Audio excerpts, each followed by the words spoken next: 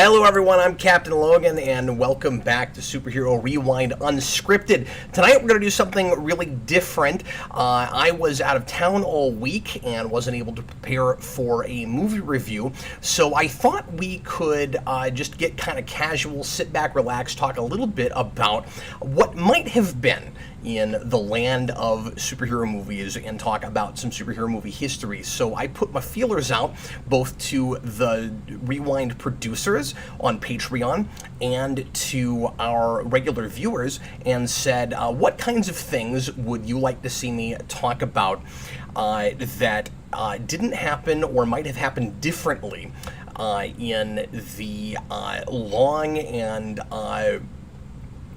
kind of bizarre, strange, impossible to predict history of superhero movies, and I got quite a few responses. Tonight I'm going to tackle 12 or 13 of them if time permits, and hopefully I can take a few as we go along as well. I was just going to answer some at the end, but I think I will interact with you guys if we have some live viewers, more than I usually do through the show. Again, I'm going to be even a lot more informal than I usually am on this show, and this will tiptoe somewhere between a Superhero Rewind and a Captain Logan show. We do the What If show also every now and again for the Captain Logan show. Tonight, of course, just talking about superhero movie stuff. But before we get into questions, I guess I should say, if you want me to tackle a question that I don't already have planned, you can leave a super chat tonight, and I will spend a couple of minutes on each one that I see. If it happens to be one that I'm already planning on doing a little bit later, I guess that was kind of the point of doing it at the end, but I'll do it in the middle. I'll just let you know, and feel free to throw in a different one. But anyway, we're going to talk about all kinds of things, especially Batman and Superman and Marvel stuff, but a little bit of other things here and there. But before we do all of that, I found an article from Wizard from 1999, and I thought it might be fun to get in our Wayback Machine and go all the way back before Spider-Man, which I talked about last week and talked about how influential and massively important, of course, that movie is for everything moving forward in getting the masses interested in superhero movies and making the onslaught, or what we felt like was the onslaught in the 2000s, and what I call the growing periods of superhero movies possible. And then, of course, however you want to look at it now, the superhero renaissance that we were in, that we are still in, according to some people, and the oversaturated dark ages that we're in, according to some other people.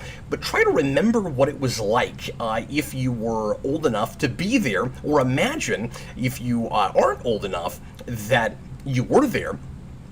What it was like before we had X-Men movies, and before we had the Nolan Batman trilogy, and all of the DCEU, and obviously well before the MCU even. We're gonna go back to 1999, and we're going to read about some of the movies that Wizard thought were coming out.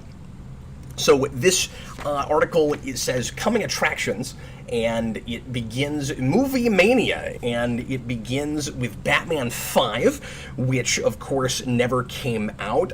This mentions Batman Triumphant, featuring Scarecrow as the main villain, and says it's reportedly more psychological and frightening than the previous films, and includes a cameo by the Joker as hallucinating Batman exposed to Scarecrow's fear gas. What I remember reading about that years ago was that it was supposed to be a flashback with Harley Quinn remembering the Joker, but this doesn't mention Harley Quinn, I don't think, so I'm not sure if there's any truth to that, or if that was like a later version of the script or something. But at this point, the assumption was that we would get further away from Batman and Robin, which of course didn't perform and was massively lampooned, and that eventually we would get a movie still in that same continuity. No sense yet that we might reboot Batman.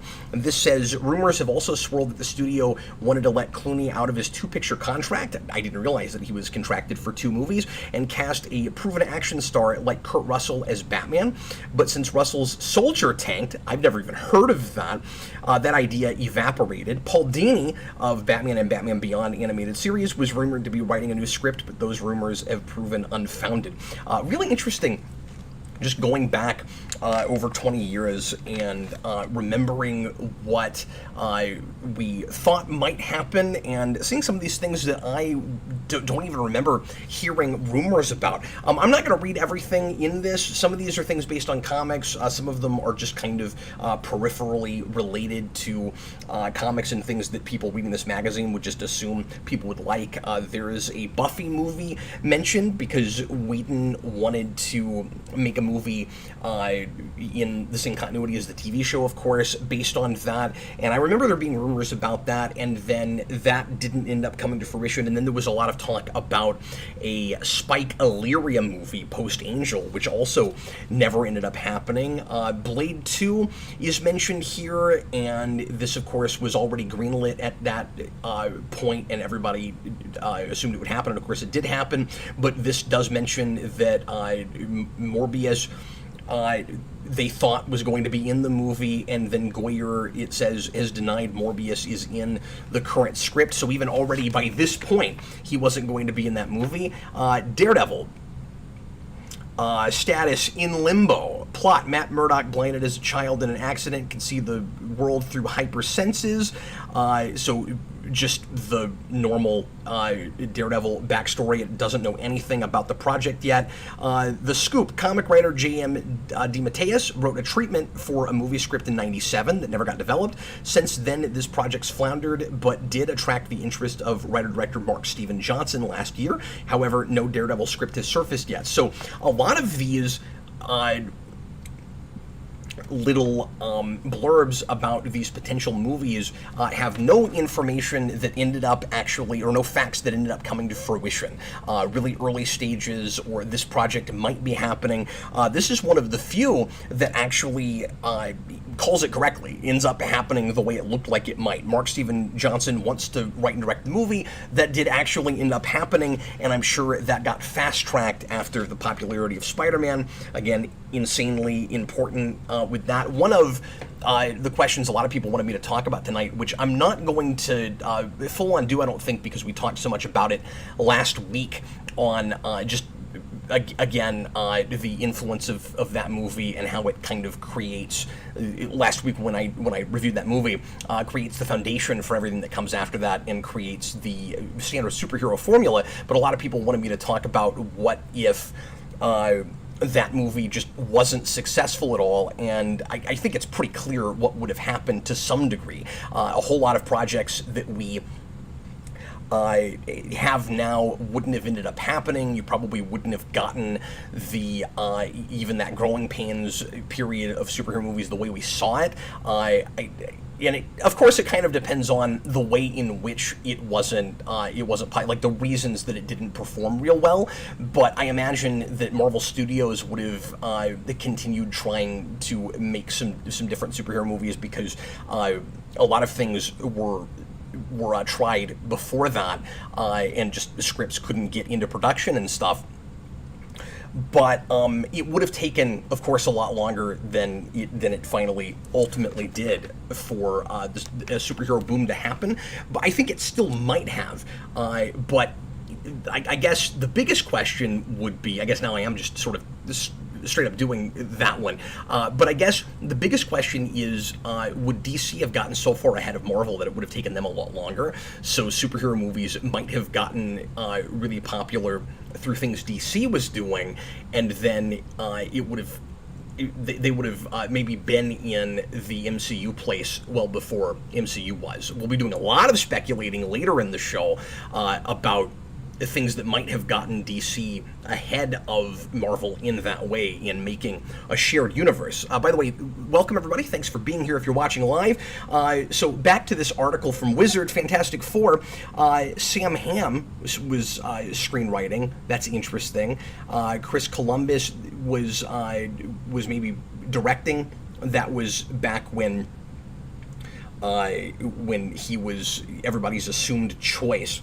A script by Michael France was rejected because it proved too expensive to film. Hamm's new script reportedly lowers the budget, but reports say it'll still cost over $100 million to make. I wonder if any of his script made it into the final version, I don't remember reading that Sam Hamm wrote a Fantastic Four, and I'd like to read that at some point because I like his original Batman script a lot, and he's real hit or miss as a writer, but I don't outright dislike him as a screenwriter. However, Fox did renegotiate the film rights for another 2 years, which they kept doing, of course. The studio may be waiting to see how the X-Men film does before committing to another big-budget superhero flick. Things just seemed so much, in some ways, more complicated and in some ways simpler back at the time. I mean, you had all these different companies that had all these rights to different movies, and so it was frustrating because you couldn't imagine,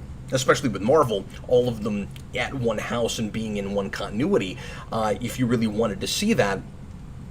And you never knew like who was going to be able to retain rights and whether they would revert back to the original company. But you also didn't have these big parent companies that owned everything under one roof like you do now, and different complications, of course, creatively come from that. Not that you didn't have studio interference at all back then, because obviously that was still a problem, but in some ways simpler and in some ways more complicated. Spawn 2, let's talk about this. Major players Todd McFarlane, New Line Cinema. So it was going to stay at the same place where that it was, because I think New Line released that first movie, isn't that right? McFarlane has said he wants to make the second Spawn picture darker than its predecessor, more like the movie 7 and the animated Spawn HBO series, by toning down some of the fantastical elements and setting it in a more urban environment. Rumored main characters in the script are Wanda, Spawn's ex-wife, and homicide detective Sam and Twitch. Does any of this sound familiar? Every time you see an article now about the movie that McFarlane is trying to get made now, it's everything he was saying over 20 years ago.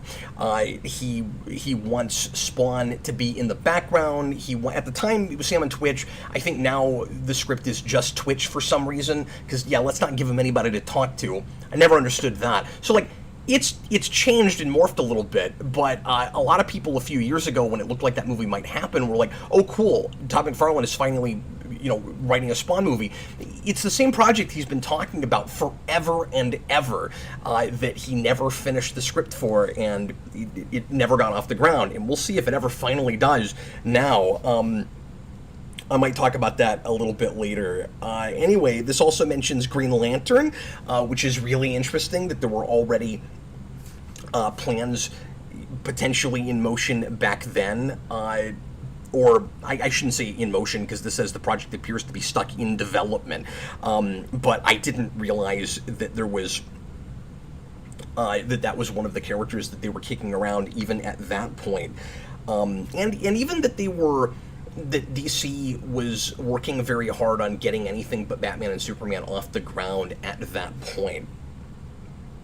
The last writer associated with the project was Alex Zam, but I guess this might explain why, when Justice League Mortal didn't happen, Green Lantern is the next thing they went to, and the Joss Whedon Wonder Woman thing fell apart as well.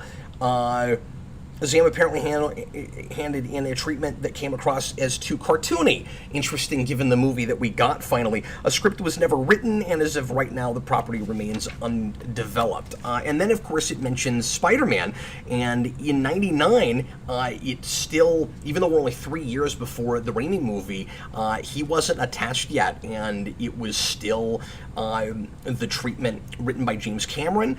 I will go ahead and tackle super chats here in just a second. The scoop: for years, director James Cameron wanted to make the picture. He even wrote a story concept that showed the origin of Spidey and featured two supervillains with the powers of Electro and Sandman, but legal wranglings kept the case in court for years while multiple lawsuits were heard. I should mention, by the way, that, I guess this had gotten a little bit farther at this point, because David Koepp is already connected to it at this point. So that script is being written, and it's already starting to turn more or less into what it's going to be. But I just want to mention that since we're talking about some unmade movies tonight and different versions of movies that did happen, I do want to do a series or occasional episodes on Rewind about unmade movie scripts, and I've done a couple of those before.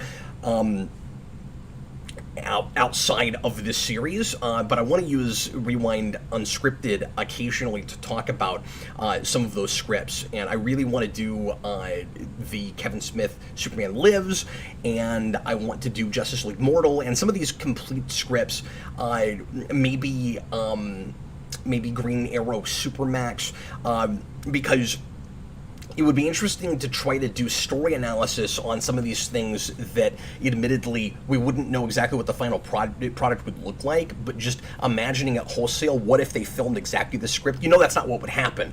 There's always compromises for better or worse. You know, in some way, you never shoot exactly the script you're looking at, almost never. But it might be interesting to talk about it as if you had the movie and do a full in-depth story analysis like I usually do on this show. And now that I'm not showing images on the screen, and I'm doing it off the cuff and a little more loosey-goosey, this format might be easier to do that. I've wanted to do that kind of thing for years, and I think that would be fun to do, because at this point, a lot of these scripts have been talked about, and we've gotten tons of information and tons of discussion about them with various really good YouTube channels, but not a lot of actual story analysis and talking about them for an audience that has read the script. And I think that might be fun to do. Okay, Iron Man is listed here. A new script will reportedly be written very shortly. The screenplay by Jeff Vintar, Final Fantasy, so I'm sure that would have been great, featured the evil scientific coalition of advanced idea mechanics. This is not a project I've read very much about. Led by a certain orange and purple power-mad floating head known as MODOK.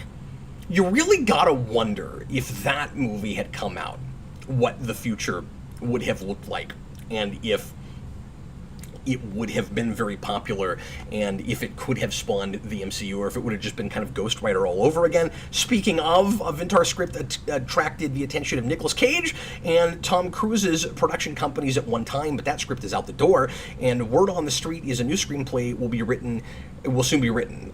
Jeffrey Kane from Goldeneye has been rumored to be the leading man for the writing job, and Inline Cinema may be where Stark hangs his suit. It's so strange thinking about how much the MCU has changed Hollywood in general, and then remembering being in college, like, it just doesn't seem that long ago to me, remembering being in college and going, I wonder when they're finally going to make Iron Man. Like, we've heard rumors forever that this movie is going to come out, and Iron Man ends up starting the huge superhero juggernaut.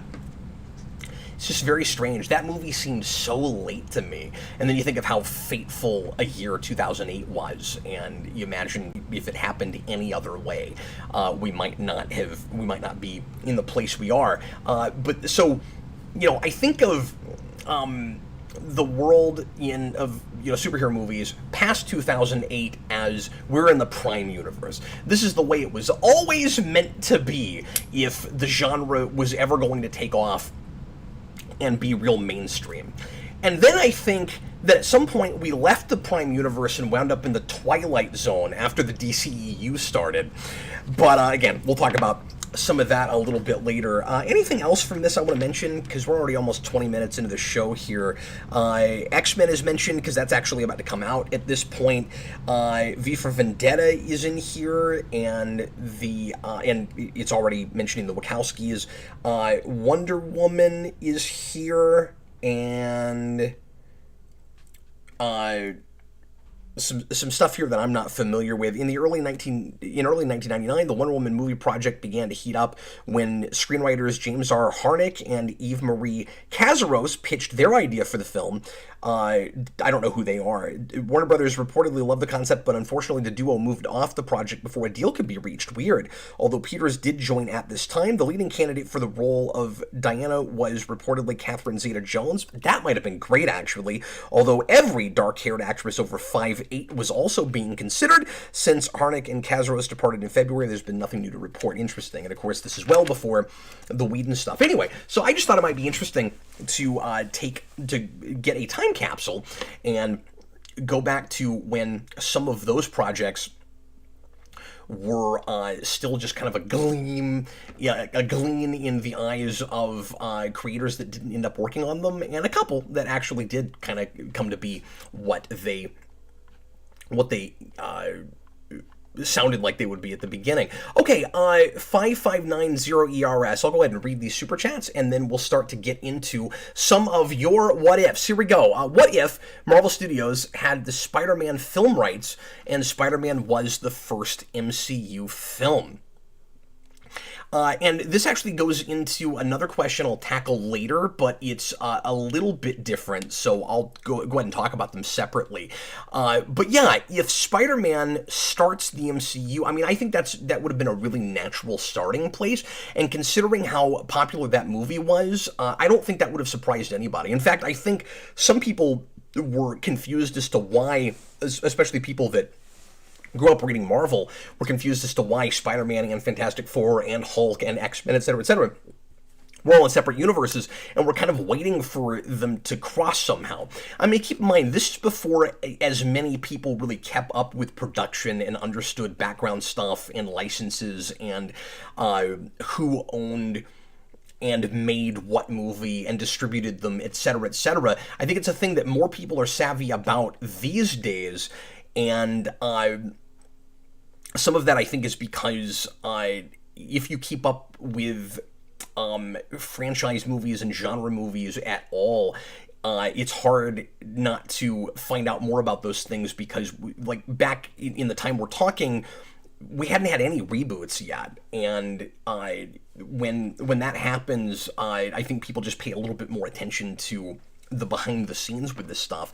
But anyway, so back then I think a lot of people were like, how come these things aren't in the same universe? And I kind of wonder how exactly it would have gone, right? Like, would Spider-Man be the first movie of an MCU back then, and then we just keep making more movies in that universe, or eventually would all those things combine somehow, sort of like we did with the Disney and Sony agreement, where Sony still owns Spider-Man, but the MCU is able to have them in their movies, but Sony is making the Spider-Man movies.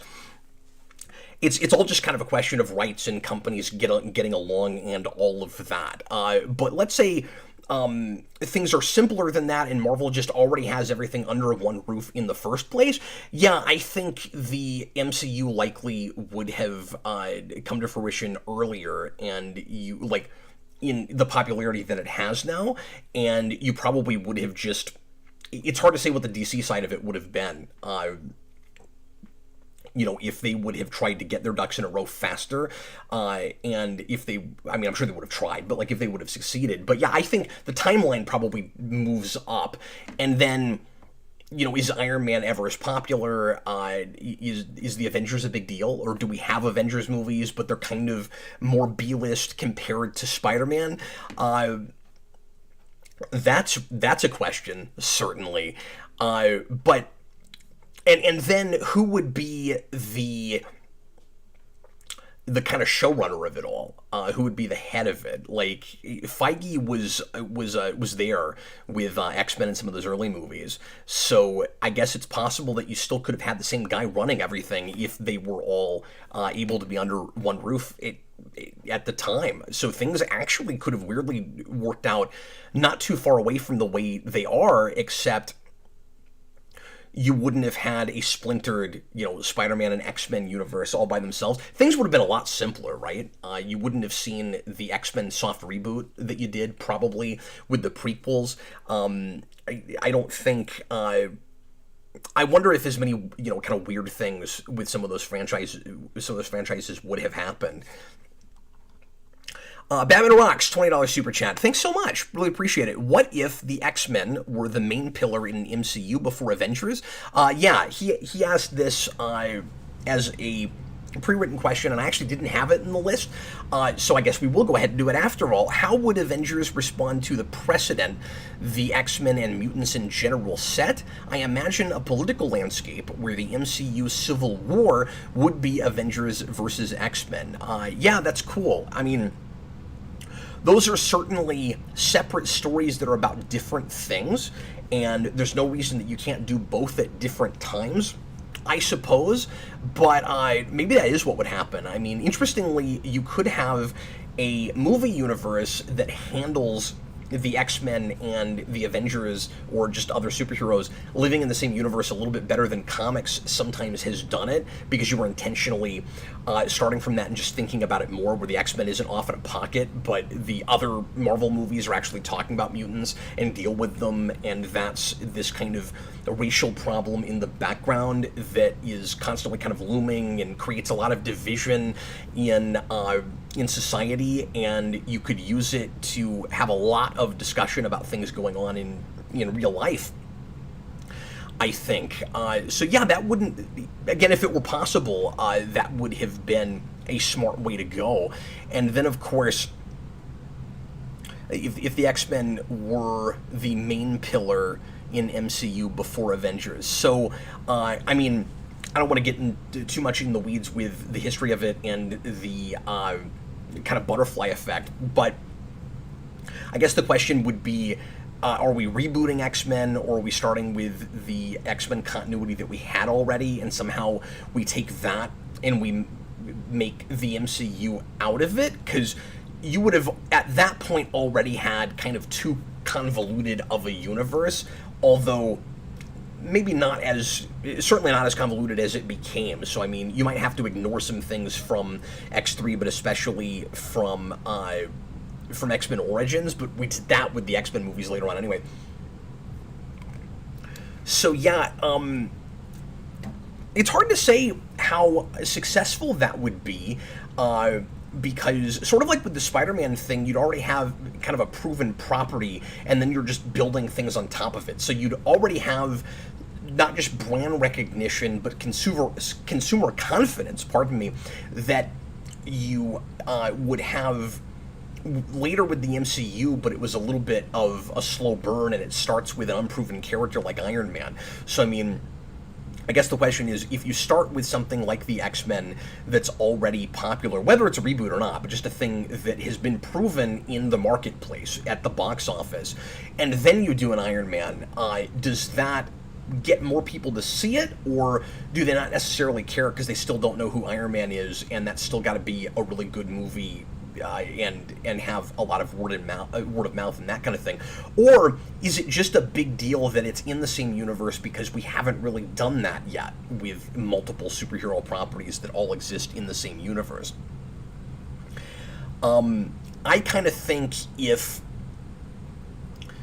you start with X-Men, it's immediately, again, whether you reboot or whether it's that initial franchise, it's, if you start with Spider-Man, like we were talking about a little bit ago, I'm going to try to connect these things as much as possible.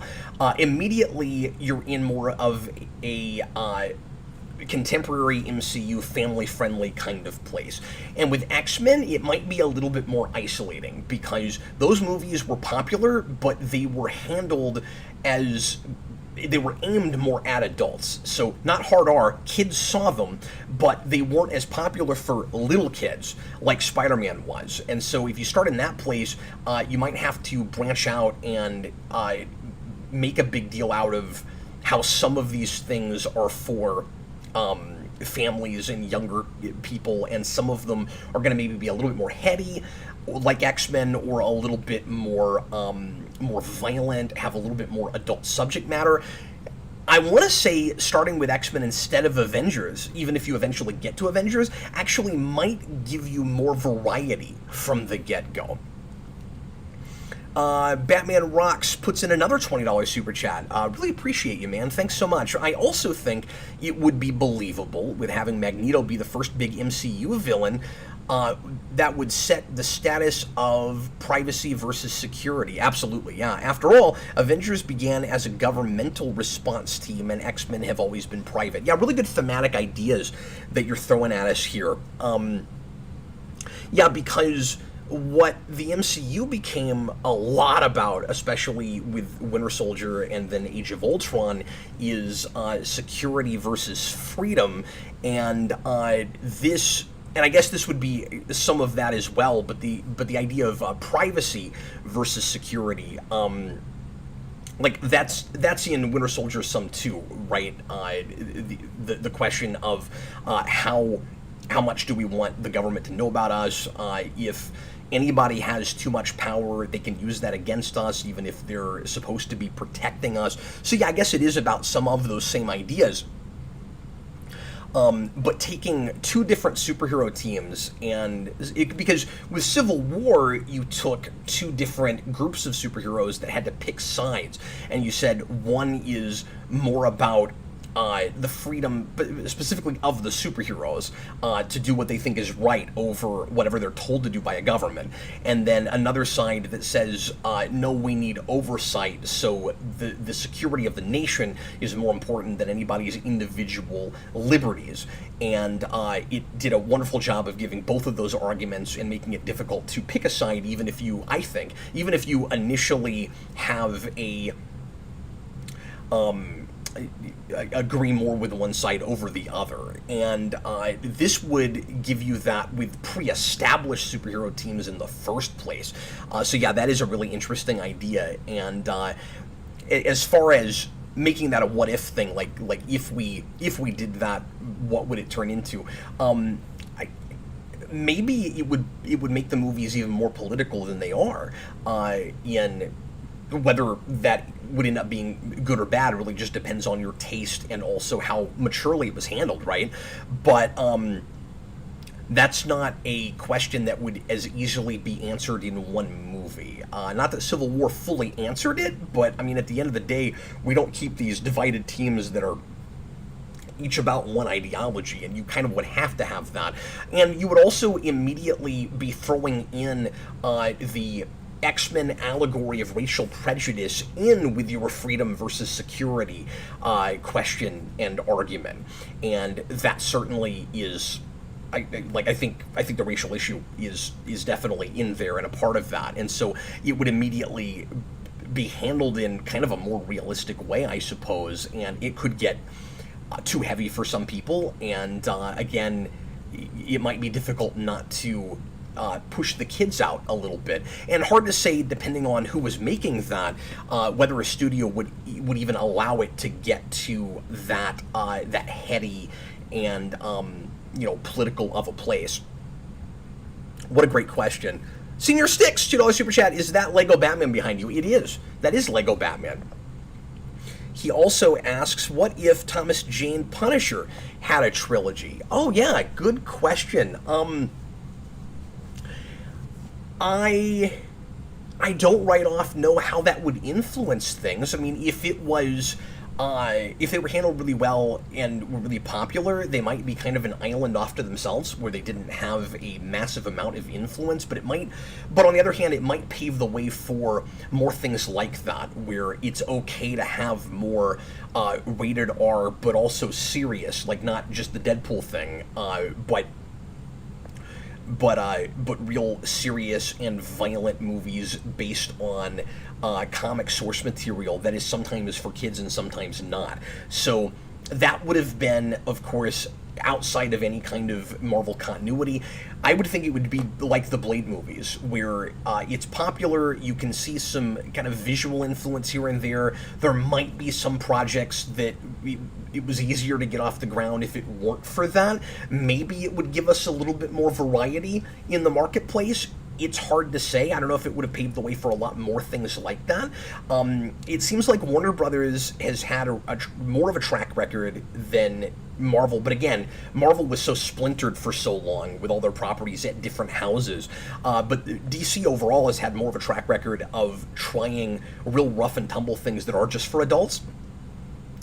And I guess you would have gotten, it's possible you would have gotten more things like the Disney Plus shows, like more of the Marvel properties that make sense for R, not being watered down and made for general audiences. So if you had something like that, more properties like Daredevil, I mean, I realize that Daredevil came before that, but maybe you would have had a Daredevil reboot earlier.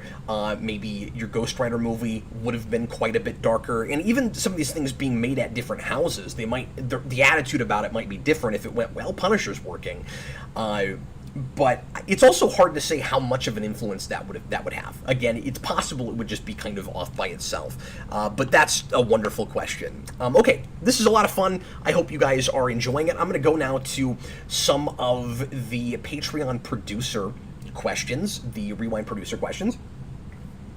And quick plug for that, if you'd like to become a Superhero Rewind producer, and that's more than just producer in name only now, you can go to patreon.com/geekvolution, and the $10 a month tier gets you access to a private Discord where you can chat with me and the other producers. We're up to 12 or 13 at this point, I think.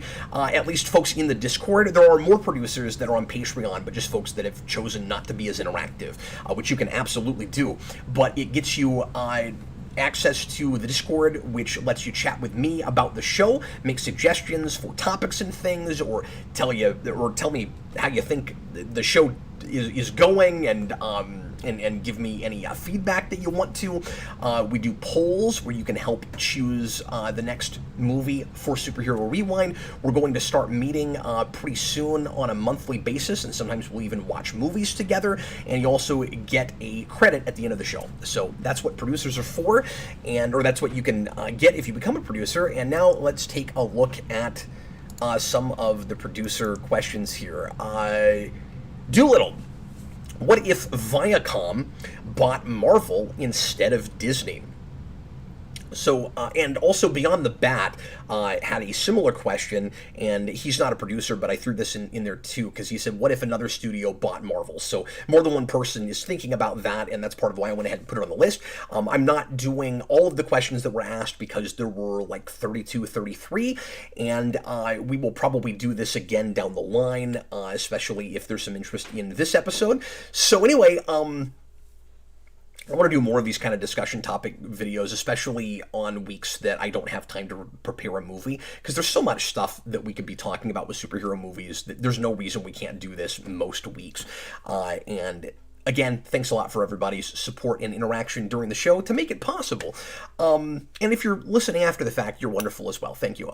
So, if Viacom bought Marvel instead of Disney, I'm going to assume that, because I want to play this as what if comic rules, which means that one thing changed, unless more is mentioned by the viewer. But the idea with what if stories is everything up to a point is the same, and then this one element is different.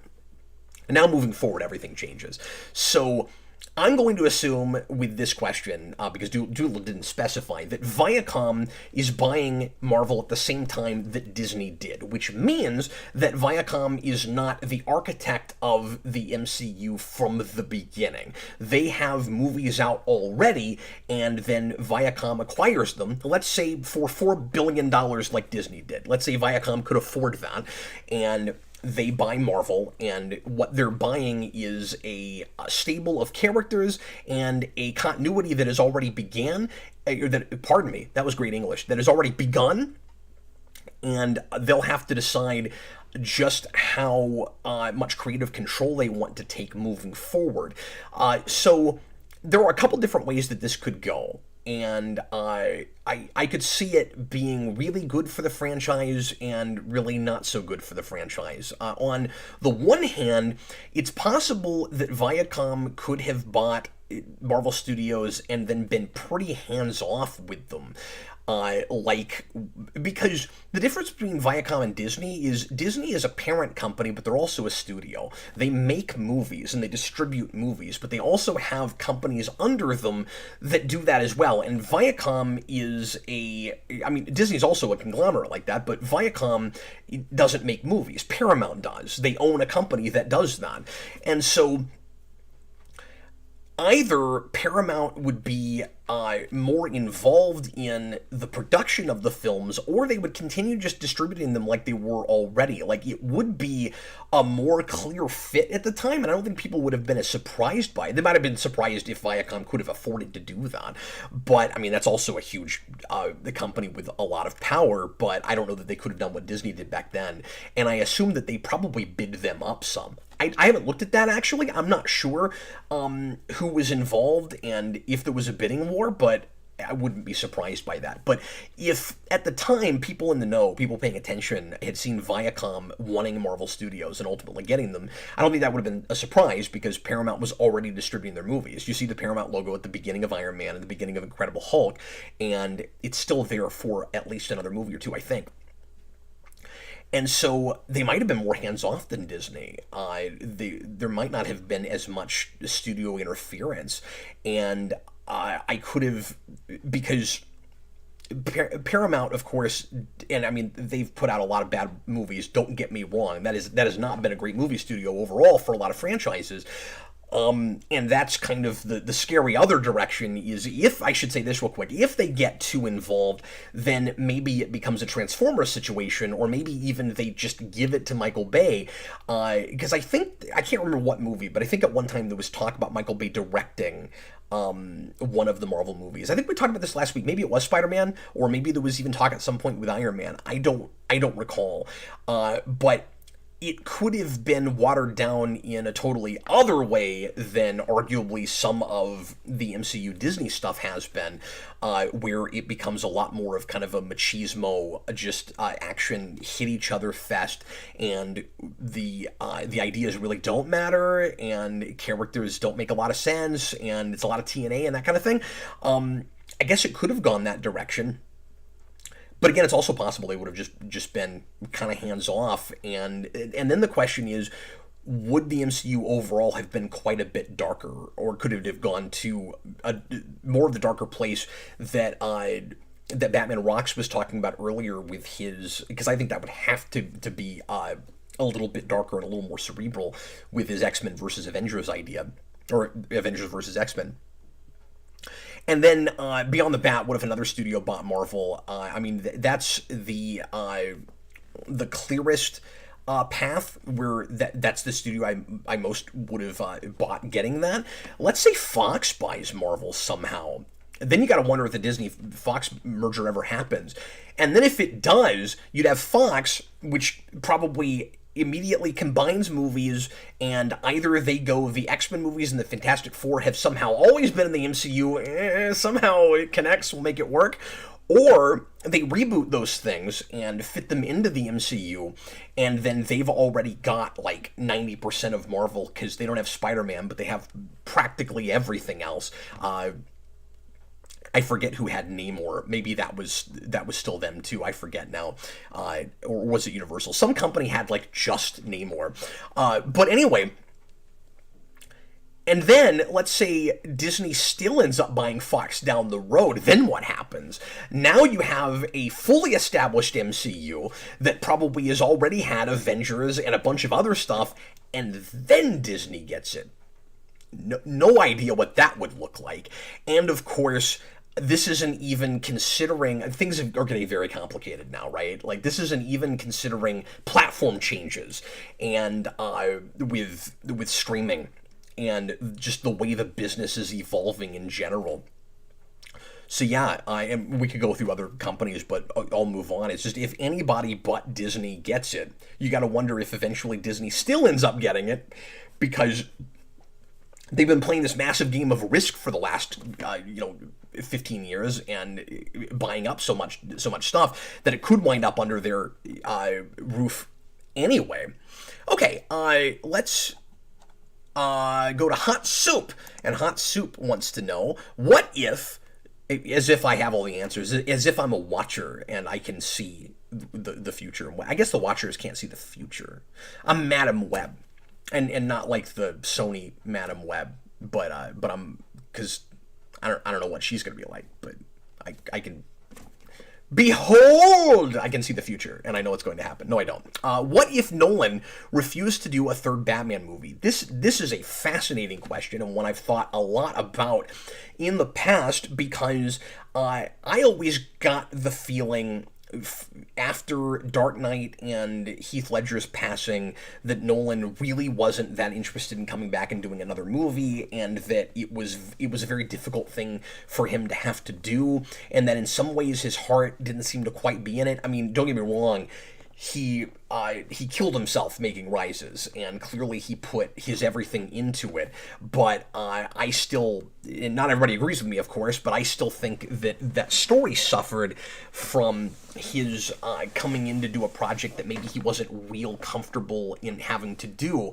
and that it always felt like just the way he would talk about it in the few interviews he did, and in just the way that movie watches to me, that his again, he gave it his all, but his heart wasn't in the story the way it was the other two movies. Again, just that's what I think, in my opinion, in my humble opinion.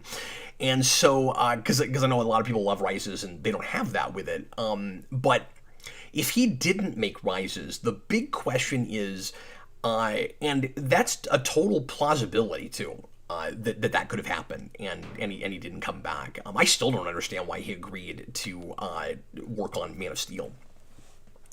But if he doesn't make Rises,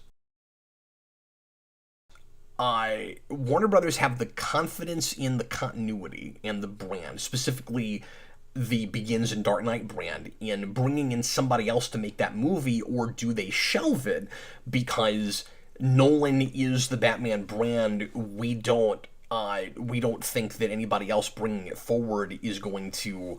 We're afraid of just tanking it. But I mean, they couldn't keep him on it forever, and he convinced them to let him, because it looked like it was going to be this cash cow. Like, you get to the end of Dark Knight and Joker says, we're going to be doing this forever, and I'm like, yeah, this is, people are heralding this movie like the second coming of Christ. If Nolan will keep making these movies, it could be like a James Bond thing, where the same, well, I shouldn't say James Bond, and we'll get to Bond here in a little bit, actually, with something else, but that's a bad example. But it could be, I don't know, this is later, but like the Mission Impossible movies, where like just the same actor keeps coming back, and we make a bazillion of these. It could be Rocky, it could be any number of franchises, and he convinces them to let him essentially kill off his main character, who's not actually dead at the end of the movie, depending on who you ask. Some people think he is. But it was clearly set up with a potential backdoor for more if they really wanted to, but not with Bruce Wayne, and they didn't end up going that direction. So, I mean, I was a little shocked at the time that they let it just be a trilogy and that was it. They were going to have to reboot again after that. They would have been in the same position they were with Batman Forever when Tim Burton didn't come back. But I say the same position. It's a little different because, by all accounts, the studio wasn't sure they wanted him a third time because of the lukewarm reception to Batman Returns and how parents reacted to that movie and stuff. So, they were going to move on without him, and they wanted, and they thought that there was still legs in Batman, even though that second movie wasn't handled exactly the way they wished it was. So I guess that's a little bit of a different example, but it's similar just in, okay, we're not going to have that director. How do we move forward? What exactly do we want to do? I think that if Nolan had left, they probably would have tried to find somebody that had his sensibilities, and maybe even try to get him to handpick it. That's a possibility. I'm trying to think of the timeline. Would this have been before Blade Trinity, or like right around Blade Trinity? Because I could see them trying to get Goyer to direct it if he hadn't already directed a bomb. If Blade Trinity hadn't come out yet, and they hadn't seen how that was going to go, I could see them asking him to do it. I just thought of that, so I don't know. That one's fascinating, but I think that continuity would have continued. And I should say, and I don't know how many that cast was contracted for. I mean, I guess it's also important to remember that they let those come out kind of surprisingly far apart. Like, they weren't, well, I say surprisingly far apart. 3 years is kind of standard. They weren't rushing them. I mean, they were letting Nolan take his time to make his movies. But I suspect that there would have been at least a fourth movie in that same franchise if Nolan had left, and that third movie had done even 60 or 70% of what Dark Knight made. If they made a fifth Batman film, this is Bob the Hun, so now we're going to go back to the 90s Batman properties, and if there are more Super Chats, I will tackle them here in a minute. Yeah, I'm not quite caught up, there's just one more.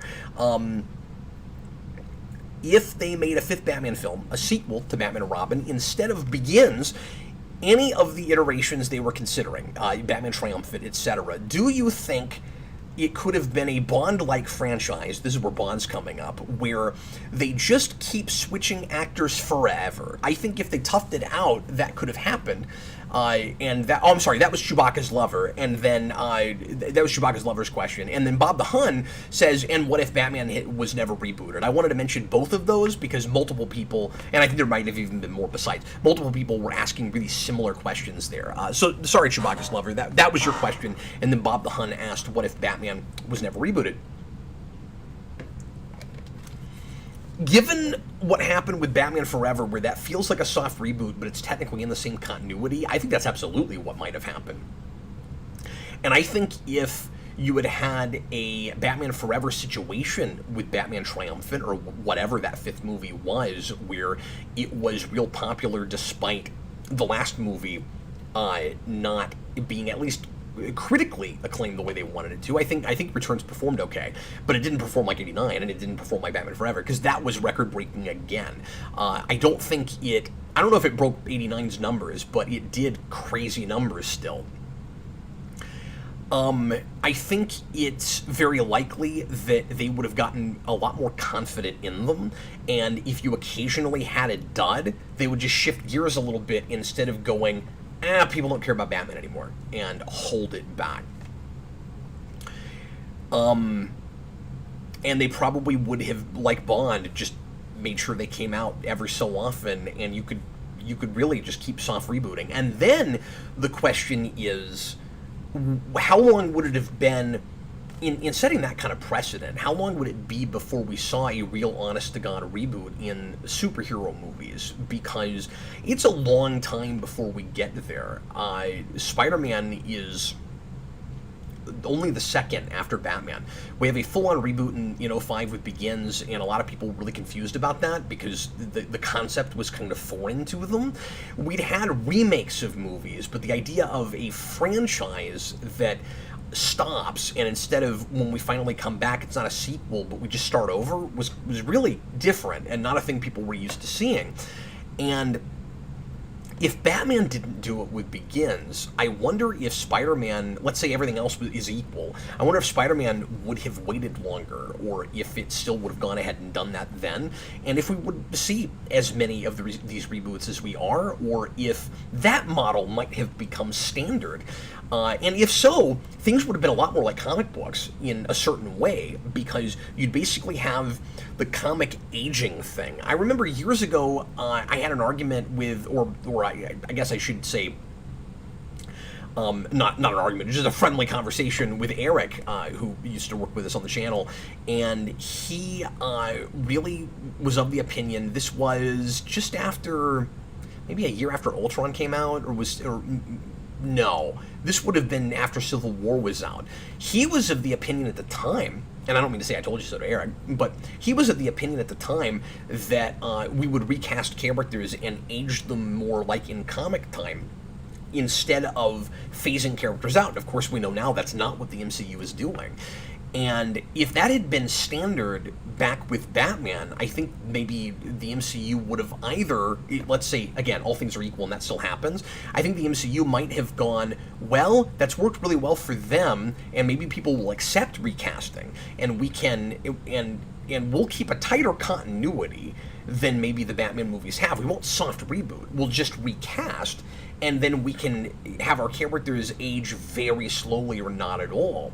Or they might have doubled down and done what they're doing now and gone, well, this will be a novelty that we've not seen before, where the world moves in real time. And, I mean, it only sort of does with the MCU we have now because everything got launched 5 years ahead. And I don't even know exactly what year it's supposed to be at the moment because of what happened with Endgame and the snap and everything, the blip. But maybe they would go, well, everybody expects recasting, so we'll blow their minds when we kill a character off and go, yeah, we're not bringing him back, and other characters will age out.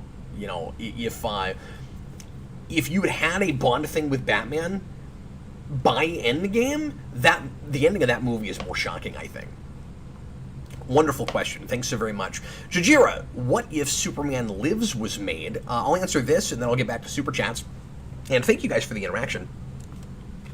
We are already at about an hour, and I've still got plenty of these, so this will probably be another 2-hour show like these have been. Again, if you're watching after the fact, feel free to pace yourself. It's a podcast, folks. So it's really difficult to say what the landscape looks like with Superman Lives for a couple of reasons, and I guess I'll set this up real quick, just in case you happen to not know what we're talking about. Superman Lives was a movie that almost happened. Pre-production was going on. The lead actor was fitted for a costume and everything. We had a director.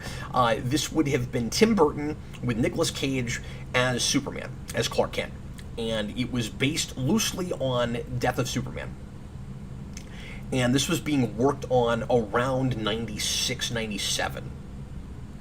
I'm not sure when it would have come out, if it would have been 98, 99, or, yeah, probably 98, maybe 97, probably 98. Anyway, so the big questions with how that would have affected things are, what exactly does that movie look like? Because we have scripts, we know a lot about that, there's a whole documentary about it. I would like to do some rewind material on that movie at some point and talk about the various incarnations of it.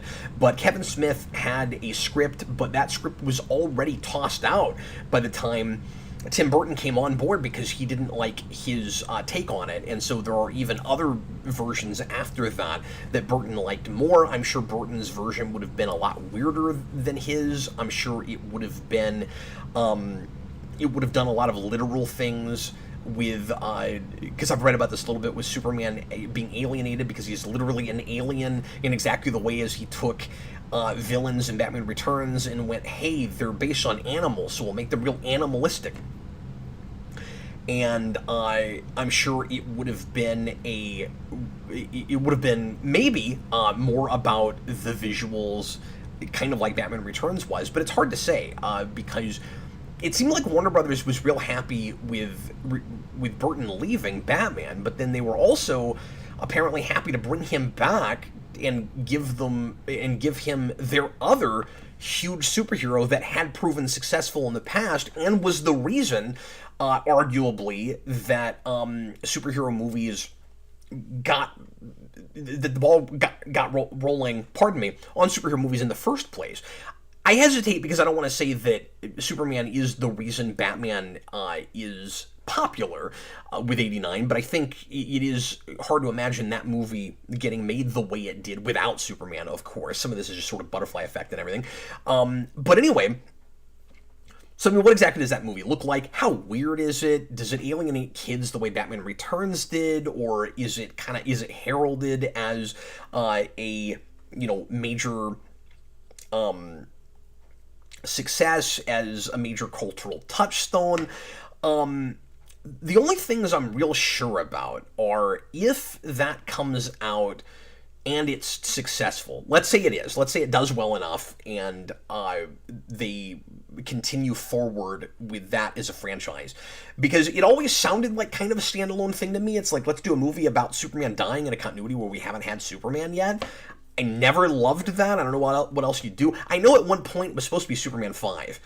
And I think at the point that Nicolas Cage was on, it was going to be real clear that it was a reboot. And back to what we were talking about earlier, this would have been the first clear, honest-to-God reboot, unless there's something I'm not thinking about. I made that point earlier, but I think that's right,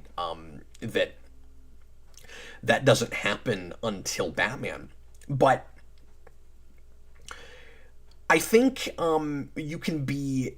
So anyway, it seemed like a standalone idea, but then apparently at the end of the movie, for the incarnation that it looked like they were going to shoot anyway, Lois is supposed to be pregnant with Superman's kid, and that wound its way into Superman Returns.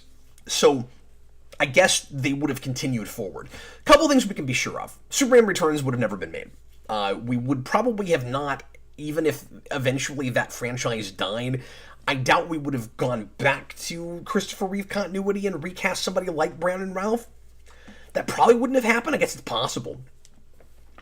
You can be sure that we'd be looking more at comic material than we had with Superman before, because the movies that had been made prior to that with Christopher Reeve didn't use a lot of comic source material with villains and things in particular, and they also didn't have the vibe of even the comics of the day, arguably. I mean, some of the 70s stuff, I suppose, but you would have had something a lot more like the Jurgen Superman, and maybe even some of the just post Crisis Superman 2.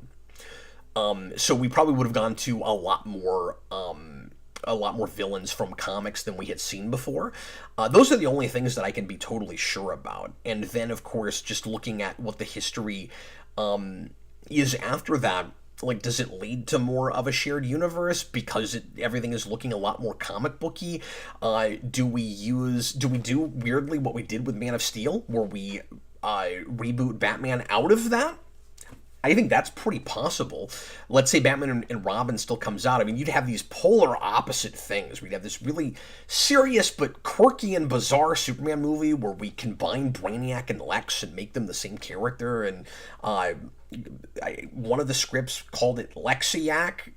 I would hope that that's not ultimately what would make it into the movie, but who knows? And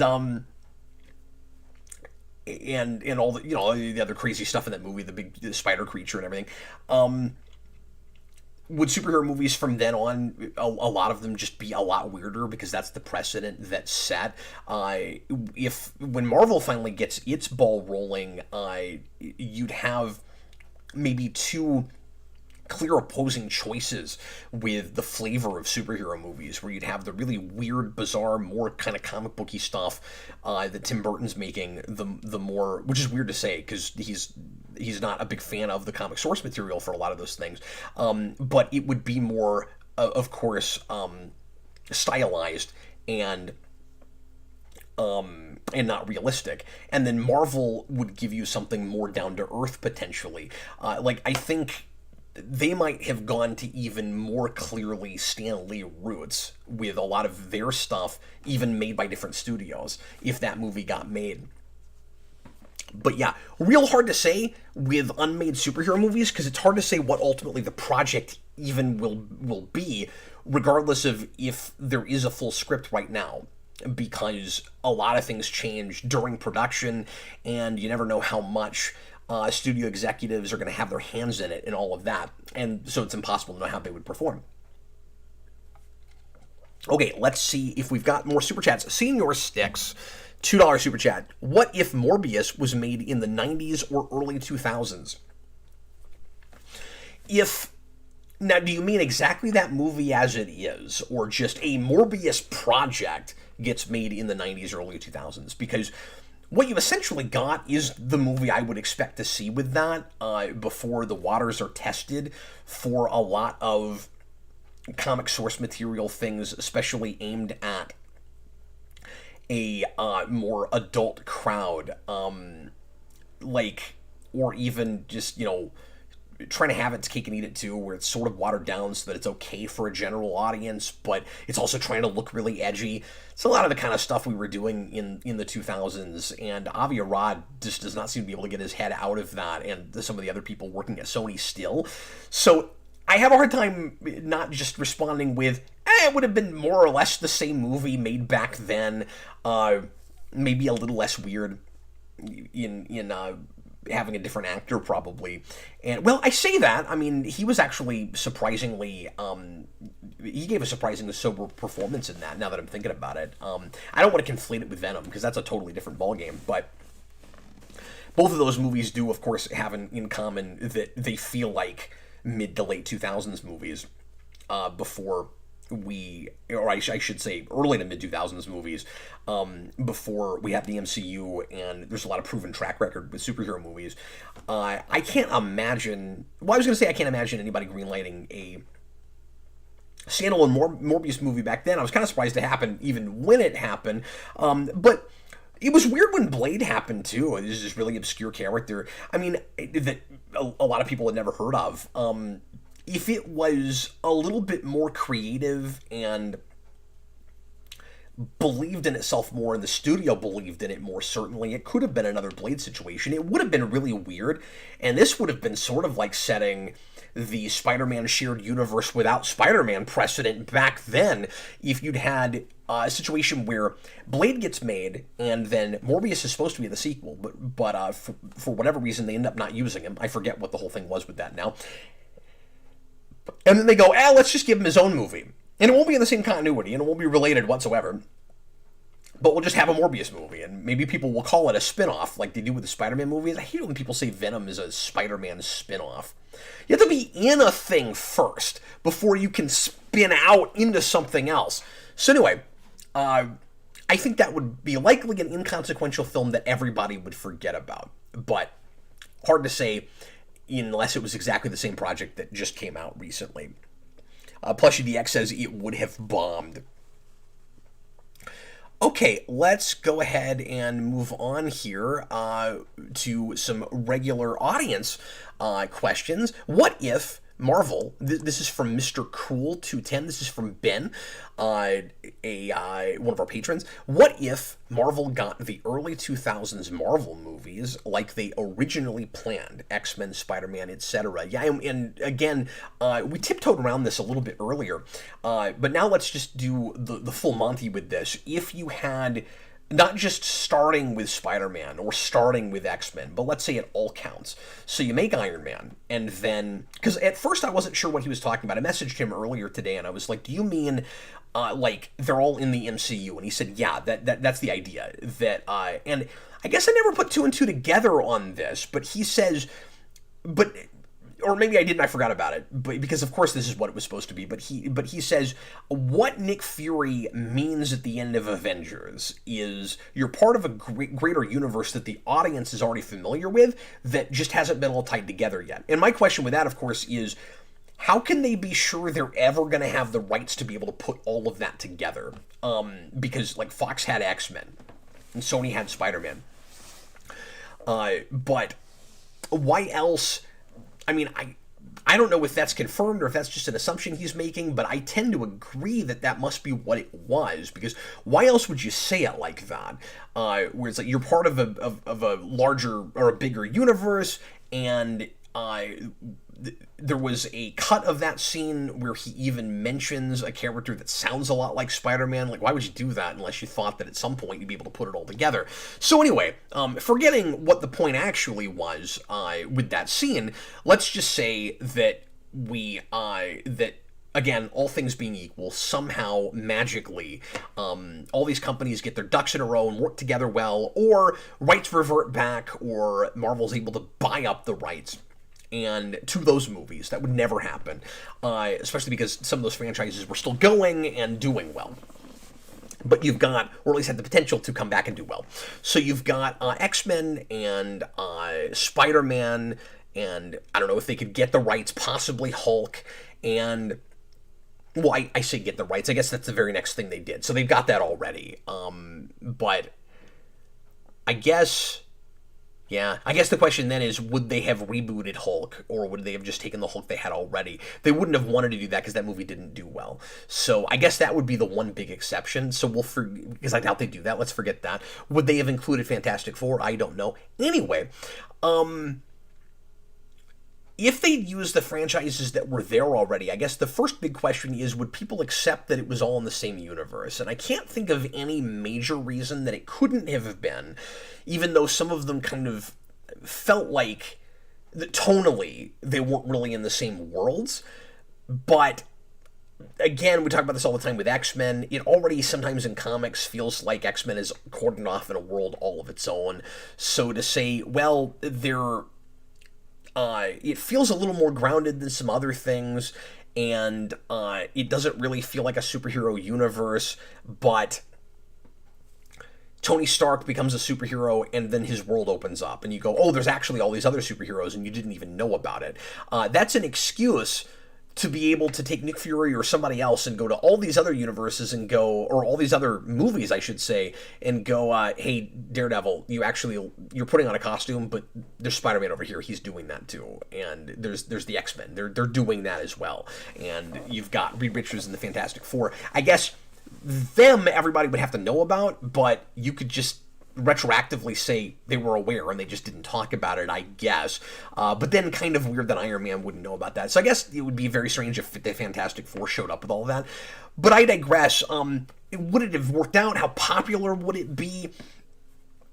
Would it be as big as the MCU is now? Because the question is, would it overwhelm people? I mean, part of the reason the MCU was as successful as it was, I think, is because it starts with one character that universally was really liked by the majority of people. And there was a lot of relatable stuff there. With Tony Stark, you had a hero who ended up being a good guy and does the right thing by the end, but he is a narcissist, and he is out for himself initially, kind of like Peter Parker when he gets his spider bite, and he is flawed like the rest of us. And even though he's, a bazillionaire and we can't relate to that, he, kind of like Batman, he's got flaws, and he's got people he cares about that he doesn't want to see hurt, and we have, there's a lot of things that we can see in him that we recognize. And so that's one movie. And as they continue to branch off into other things gradually, you eventually get to a place where it does get overwhelming for some people, and they don't want to have to keep up with everything. But early on, the commitment wasn't as large. You had a couple movies a year, maybe, and by the time you got to Avengers, it felt huge, but you felt rewarded, because if you'd watched each of these, 4 individual movies and franchises, because Iron Man already had 2, by the time you got to Avengers, you went, this is made for me. I'm being rewarded for keeping up with all this stuff. So if you started with franchises that you were already having to commit to, in the case of X-Men, that already had kind of lost people, because that's 2007, Iron Man comes out in 2008, it's possible that it doesn't reach the heights that it ended up reaching, or that you end up with kind of segments of it where the MCU kind of runs with some of the characters that they ultimately did anyway, and has these other franchises that pre-exist, that are in the same universe, but you have fans that are kind of interested in different pockets of it. So the one thing I feel pretty certain of saying is that you might not have had as many fans of all versions, or pardon me, of everything that's in it.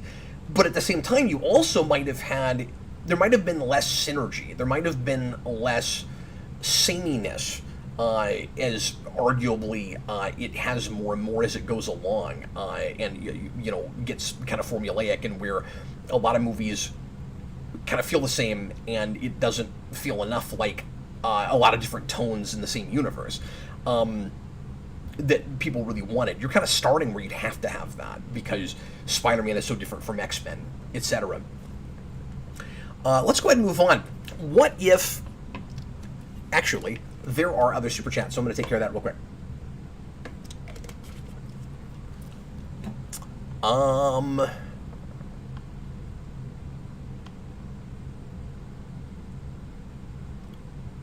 got a few more already. 5590ERS, 49 Super Chat. What if Bryan Singer did X-Men 3 instead of Superman Returns? Yeah, thanks very much for the question. And I think that was another one that I was considering doing but didn't have here. We won't get to all of the questions that I listed, I don't think, but nobody panic because if your question doesn't get read, because we will definitely do this again down the road. So if Singer did X-Men 3, and of course I gave this a lot of thought at the time because it was really disappointing that didn't happen. Again, it's difficult to know what exactly that movie would look like. You have two movies that are pretty good. X2, I think, is fabulous. And then there's always the potential that your director gets a little bit burnt out, or that he has kind of a misstep. There are a lot of, or not a lot, there are at least a couple of third movies in superhero movie franchises made by exactly the same team that are not of the same quality as the first two, or made by a lot of people that were involved. I mean, Blade Trinity is maybe a little bit of a different issue because Goyer directed that. Got a little bit too big for his britches with that kind of thing. But I mean, Raimi has this with Spider-Man 3, where it's just not of the same story quality of the first two, and makes a lot of kind of prequelitis mistakes, in my opinion. And then you get to Nolan with Dark Knight Rises, and some people think that that's just as good as the first two. I don't. I think it's a real drop in storytelling quality. So just because Singer makes X-Men 3 doesn't make it as good as the first two. It's possible that there could be missteps, but I don't know what exactly that movie would have looked like. And I'm sure there's information about like things that he was talking about that didn't end up happening, and of course there were mergers of ideas that probably wouldn't have happened. I don't think there would have been as much crammed into that movie. Now, that, again, did happen with Sam Raimi with Spider-Man 3, where we crammed a whole bunch of stuff all together, but I also don't know how much studio interference there was with the X-Men movies. Versus the Spider-Man movies, I tend to think not as much. But I don't think all the Cure stuff from the Whedon run would have been thrown in with Dark Phoenix. It would have still been Dark Phoenix, certainly, because of what's set up at the end of that second movie.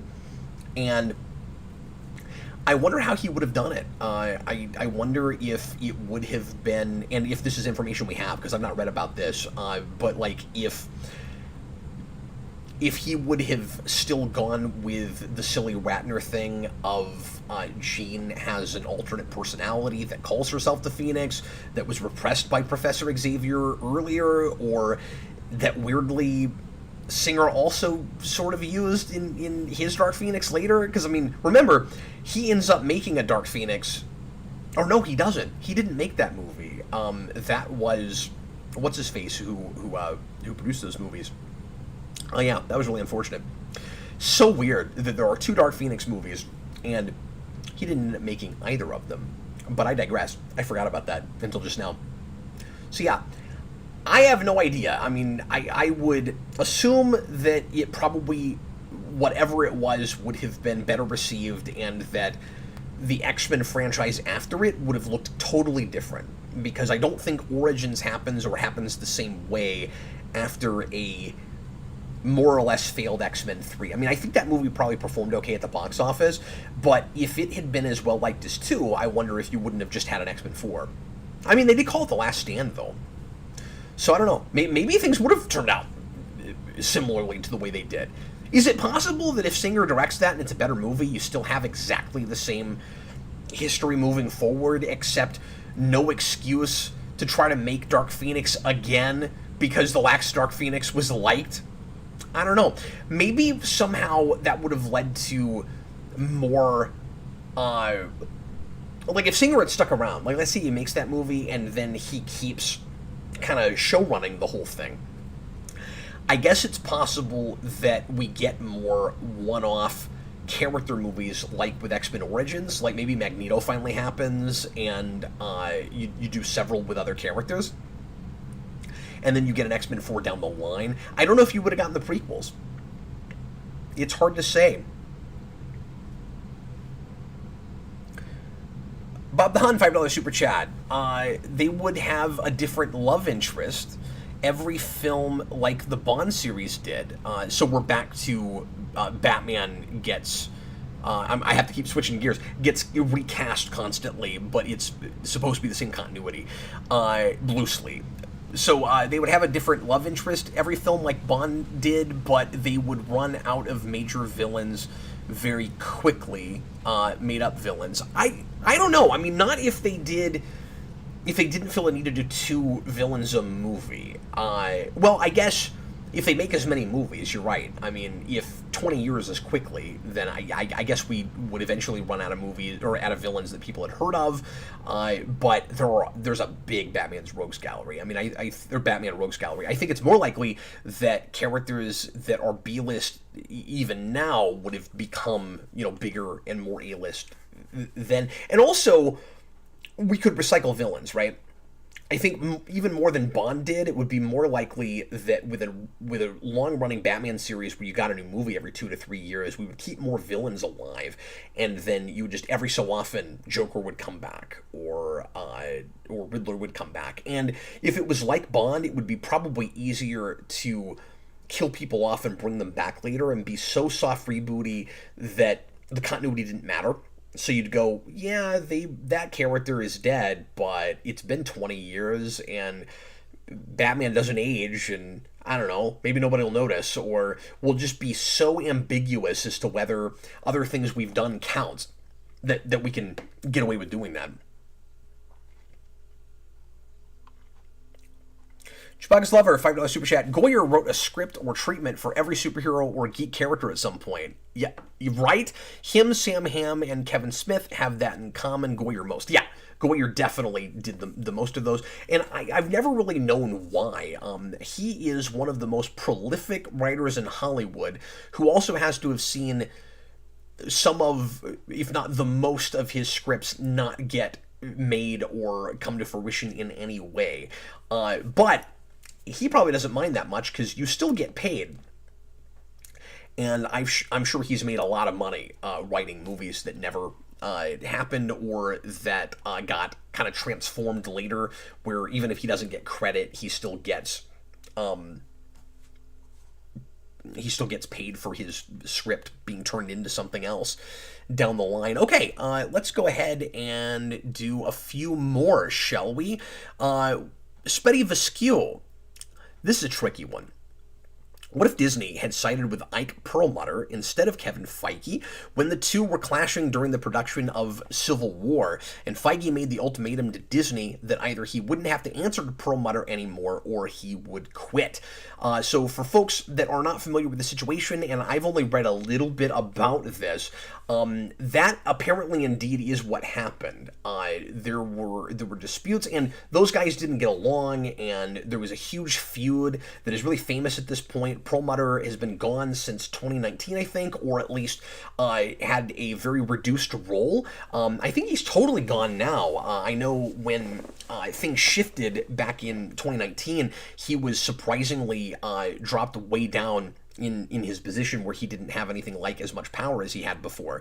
And he had a lot to do with early Marvel success, but a lot of people blame him for things that have happened with those movies that they don't like. He was famous for allegedly saying that, I don't know how alleged it is, but for saying that the actor swap with Rhodey after the first Iron Man movie wasn't a big deal because black people all look the same, and so he's not a real well-liked person in the fan base, and apparently a lot of people in Hollywood don't care for him either. He apparently was kind of against a lot of the more, for lack of a better word, progressive choices that Kevin Feige wanted to make with the Marvel movies moving forward early on, including having a female-led superhero movie at all. Perlmutter was kind of famous or infamous for just doing whatever he thought would make a lot of money. and he thought that you needed to maintain the status quo for the people that were already going and seeing their movies, and so people didn't want female superheroes, and they kind of just wanted what they'd always seen before. And that is consistent with what I've read about Civil War, where apparently one of the big disputes with that, and of course there's the whole TV side, and that Perlmutter, I think Perlmutter was the man that everybody had to answer to with the TV side, and the reason that TV shows like S.H.I.E.L.D. didn't talk to the movies and all of that. And once Feige was able to wrestle that away from him, now we've got all those things actually interconnected and talking to each other, for better or worse, with the Disney Plus shows. Anyway, so that's the background.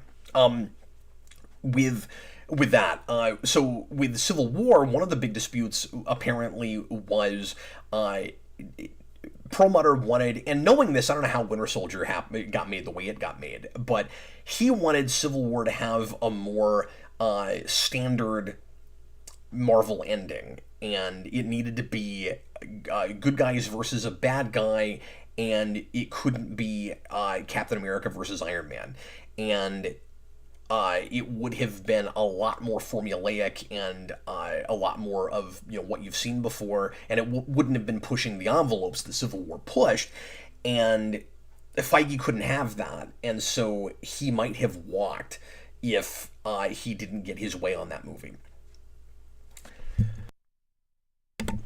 And again, excuse me, it wasn't just the ending of that movie that was the issue. There's a lot of stuff between him and Perlmutter, but apparently that was kind of the straw that might have broken the camel's back, or one of the big ones.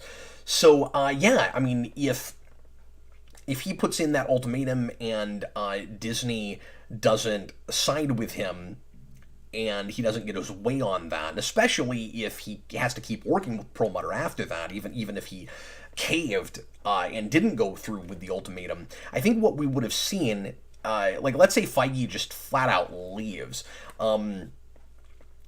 you almost certainly wouldn't have gotten a lot of the more again kind of progressive moves with MCU. So you probably wouldn't have gotten Black Panther. He didn't want that movie to be made. You wouldn't have gotten Captain Marvel. He didn't want that movie to be made. And I wonder if he would have even allowed some of the characters that have left now to leave. Like, maybe Eric would have been proven right had Perlmutter stayed. I've never had this thought before. Is it possible that he would have said, we have to stay the course, we have to keep the status quo, the characters that are selling we have to keep around, so just recast them? I mean, kind of like the roadie thing, where it's like it's the characters, not the actors, that are popular. So we're not gonna move in real time like this. Let's just keep these characters around and milk them for all they're worth and make an Iron Man 9, 10, 11. I think that's possible.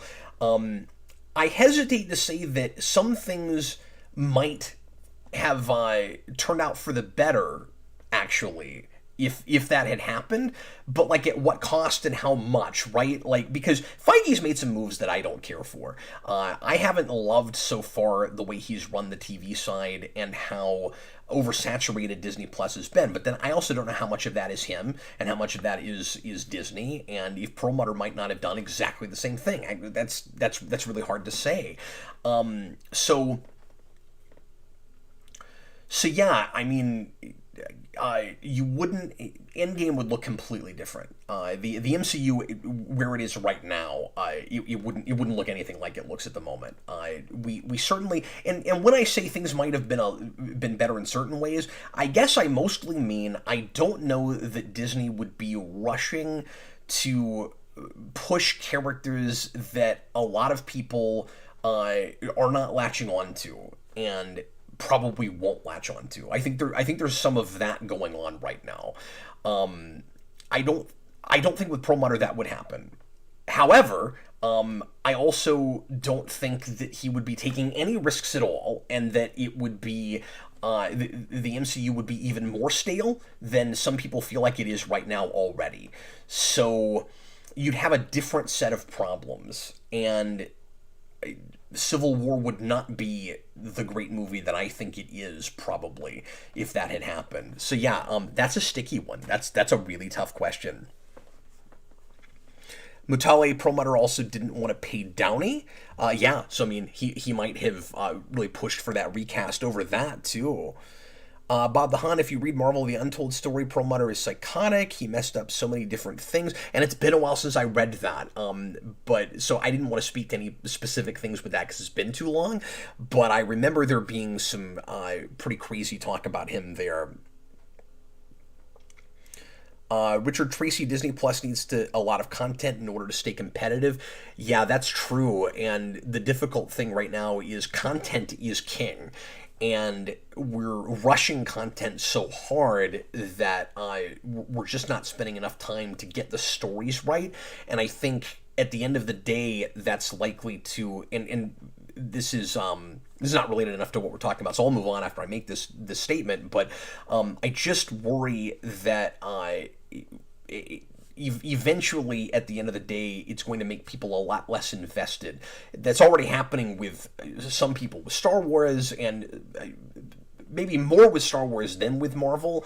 But I just don't know how long the current status quo can last. We're kind of, I think Disney Plus is kind of asking too much of a commitment from people to stay connected to the material and to watch everything, and then a lot of people are disappointed anyway at the end of a lot of these series.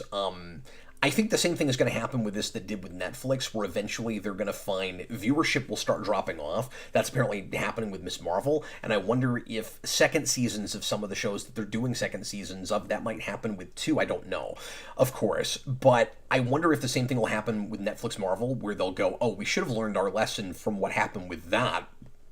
Less can be more, and like, yeah, we need to stay competitive, but we're also going to lose subscribers if we keep pushing all this stuff on them, and they feel like their time's being wasted. Okay, this one's fun. Gold Yoshi 64. What if Batman and Robin was a commercial and critical success, not by the movie being any different? Well, going back to, again, the Bond thing we talked about earlier, that probably would be the inevitability with that. Although, when they finally did have a movie that tanked, then maybe we would be in the situation we found ourselves in, where they would start thinking about putting it to bed for a while and then eventually rebooting. But forgetting about that whole thing, just what is the future of superhero movies in that franchise specifically if Batman and Robin performs being exactly as it is?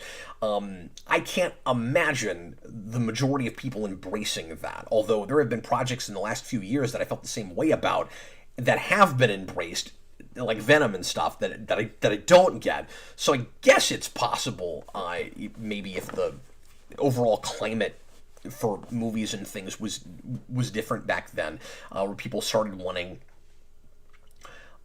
more serious, more sophisticated genre movies in general. Maybe you might have had that, but anyway, a couple things I think might have happened with that. First of all, the next decade would probably look quite a bit different if you have two Batman movies in a row that are progressively getting sillier. Because I like Batman Forever, but it's obviously got a lot of really silly stuff in it, and Batman and Robin just goes more in that direction. So you might have had a period where, well before the MCU, where people want, and I mean, this is based on kind of one movie with Batman and Robin, but again, when you factor in Batman Forever and that there is a evolution or a de-evolution, depending on how you look at it, going into Batman and Robin, and the fact that the Batman franchise is the big superhero franchise in the 90s, nothing else touches it, and we don't really have a lot of things that even get sequels apart from Batman. It's not crazy to think that this would have really influenced the next decade, where superhero movies are expected to be sillier. I don't know what exactly that looks like for Marvel. Again, they might push against the grain and go, there's an audience for the more rough and tumble stuff. Maybe they would even push against that harder. I don't know. And then the other thing is maybe you would have gotten the 60s Batman resurgence well before you got that. The real Wurzog, if Raimi had been able to make Spider-Man 4 and Amazing Spider-Man never happened, how would it have changed the trajectory of Spider-Man's film history and superhero films in general? Would Spider-Man be in the MCU? Would they have found a way to fold Tobey Maguire's version into it? What would anticipation for the film look like in the wake of Spider-Man 3? So, a lot to unpack there. Really hard to say how well Spider-Man 4 performs after 3 when that had, of course, a disappointed and lukewarm reception by a lot of people, but I don't think that franchise was necessarily down for the count. I don't think, for a lot of people, it was unsalvageable, and I think Raimi had a lot of clout, and for a lot of people, that was definitively their Spider-Man, that a lot of people would have come back for that, even if they didn't like Spider-Man 3. And I think there was potential for him to really redeem himself with another movie. So it really just depends on how well that movie performed. And I think that's one of those movies where there might have been a word-of-mouth thing, where some people would think, well, that last one wasn't great, I don't know if I want to see the next one. Oh, it's back on course, it's Spider-Man 2 again. So I don't think there's any reason to think that there couldn't have been another trilogy of movies after Spider-Man 3 that were real successful again. Obviously, as he alludes to, you don't get Amazing Spider-Man if that happens, or if you get something like that, it's well down the line. So, does Spider-Man wind up in the MCU? I'm going to say not likely, unless Spider-Man 4 performs horribly.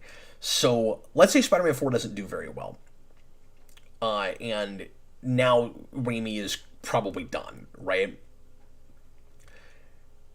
Does Sony try to reboot right after that?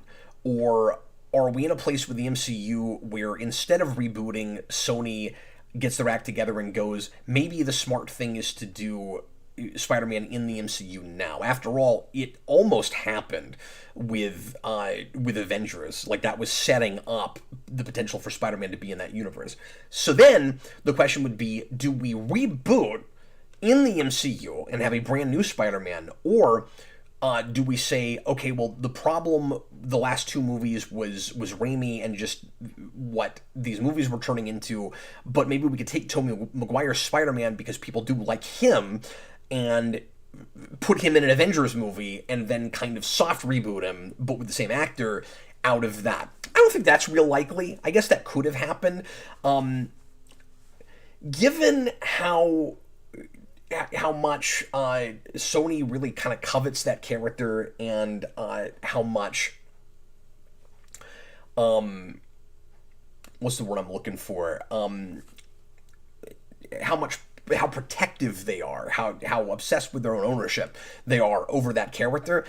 I tend to think if Spider-Man 4 was a failure, they probably would have done exactly what they did after 3. I don't know that things would have been that different. It's just we would have been further into the MCU at that point. If those movies kept being successful, I almost guarantee you that they never would have put Spider-Man in the MCU. I think some of that was kind of desperate on their part to keep Spider-Man relevant, and you look at their track record and the fact that they keep making Spider-Man movies without Spider-Man.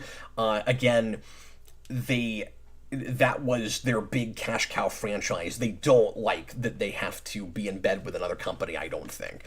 And so yeah, I don't think if that had been successful, he ever would have been in the MCU. Jareth Gearhart, what if Green Lantern was a success and started the DCEU? How would that affect the DCEU, Deadpool, and just Ryan Reynolds' career in general? Okay, I'll work my way backwards. If Green Lantern is successful, again, this is like the Batman and Robin question, where it's like, let's take exactly the same movie, but somehow it performed and people accepted it. So Ryan Reynolds' career obviously would be a lot different. I don't think you'd ever see Deadpool.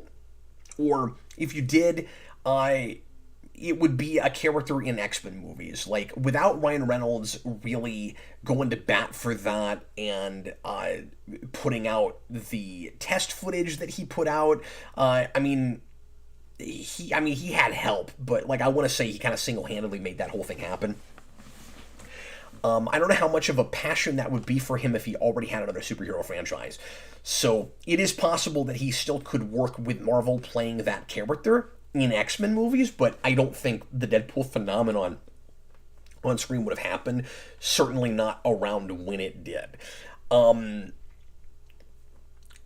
With the DCU, DC movies, before you have the DCEU, obviously everything changes. If Snyder makes superhero movies for DC, he's not gonna be probably the showrunner, as it were. He wouldn't be the Feige like they tried to put him in the position of being. I honestly think that Green Lantern could have started the DCEU even with the bomb that it was. And this is in hindsight, obviously.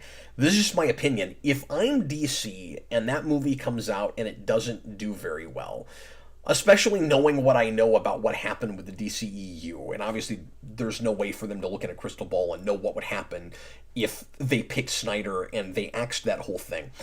There's really not a lot about the universe they set up that's like wrong inherently. It's not a good movie, and I don't love their Hal Jordan, and it's starting from a rip-off Iron Man place and try to beat the MCU by being exactly what they are at the start, which is probably a lot of why they started getting really counterintuitive after that, where they're like, well, we got to beat Marvel at their own game by getting ahead of everything and getting all the characters out too quickly and all of that.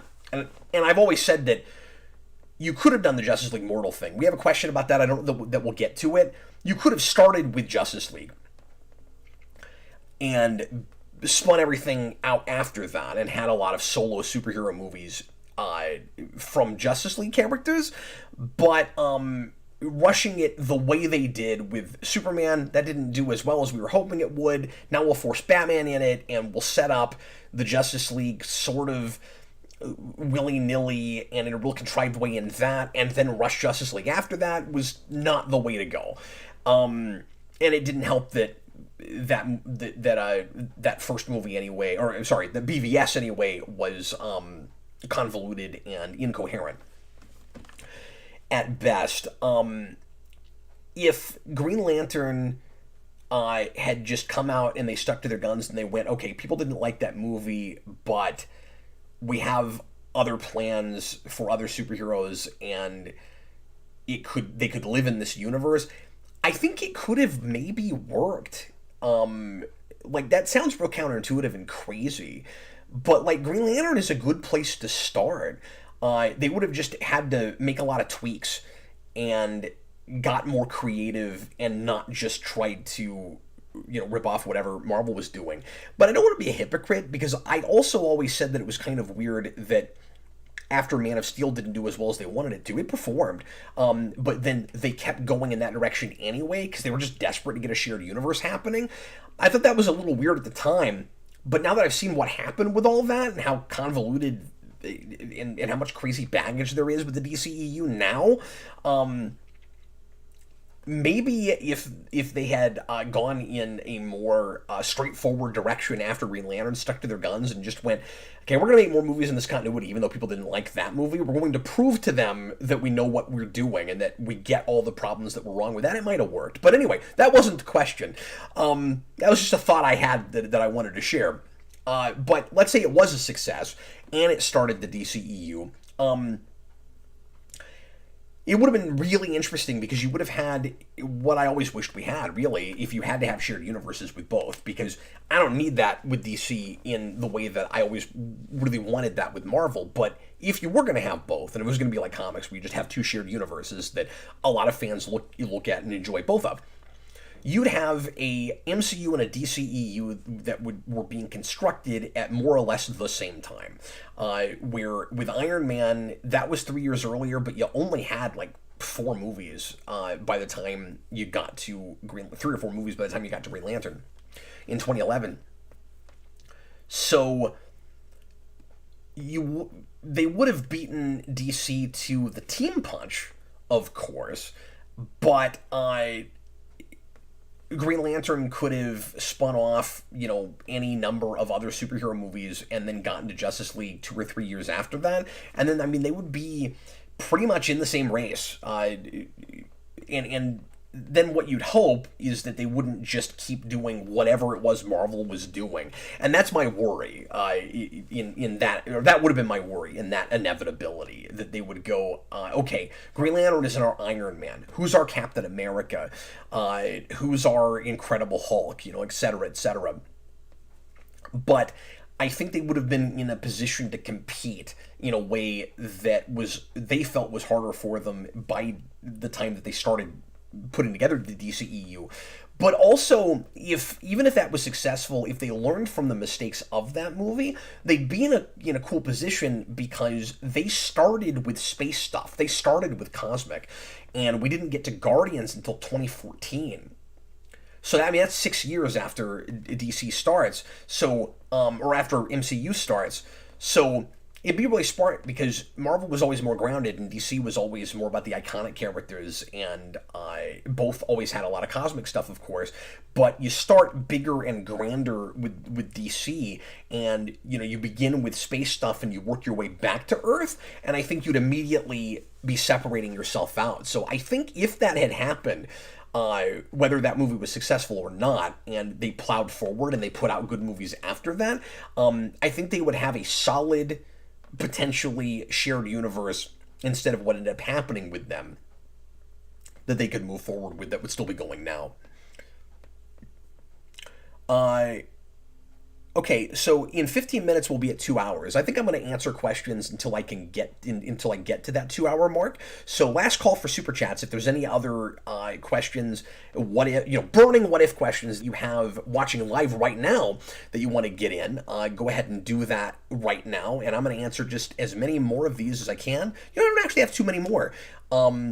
Before I bid you guys farewell this evening, because I've been talking a long time, my voice is giving out. Nicholas DEK, a similar question. What if the Nolan Batman movies had started the DCEU? And I wanted to answer this one too, because I went into Man of Steel going, this feels suspiciously like a Nolan movie. It's so weird that, right, like, you go back, Justice League Mortal was being put together, and that almost happened. And DC is going, well, our Batman movie with Begins, because it's before Dark Knight, was popular, but we've got this whole stable of characters, none of which we've done anything with, and it's been a long time since Superman was popular, and we just did Superman Returns, and that was a dud. So how do we use this other intellectual property that we think could have legs? Well, we'll just do one big Justice League movie, get all of it out, or a lot of it out, and see what people think of that, and if we can keep making a universe after that.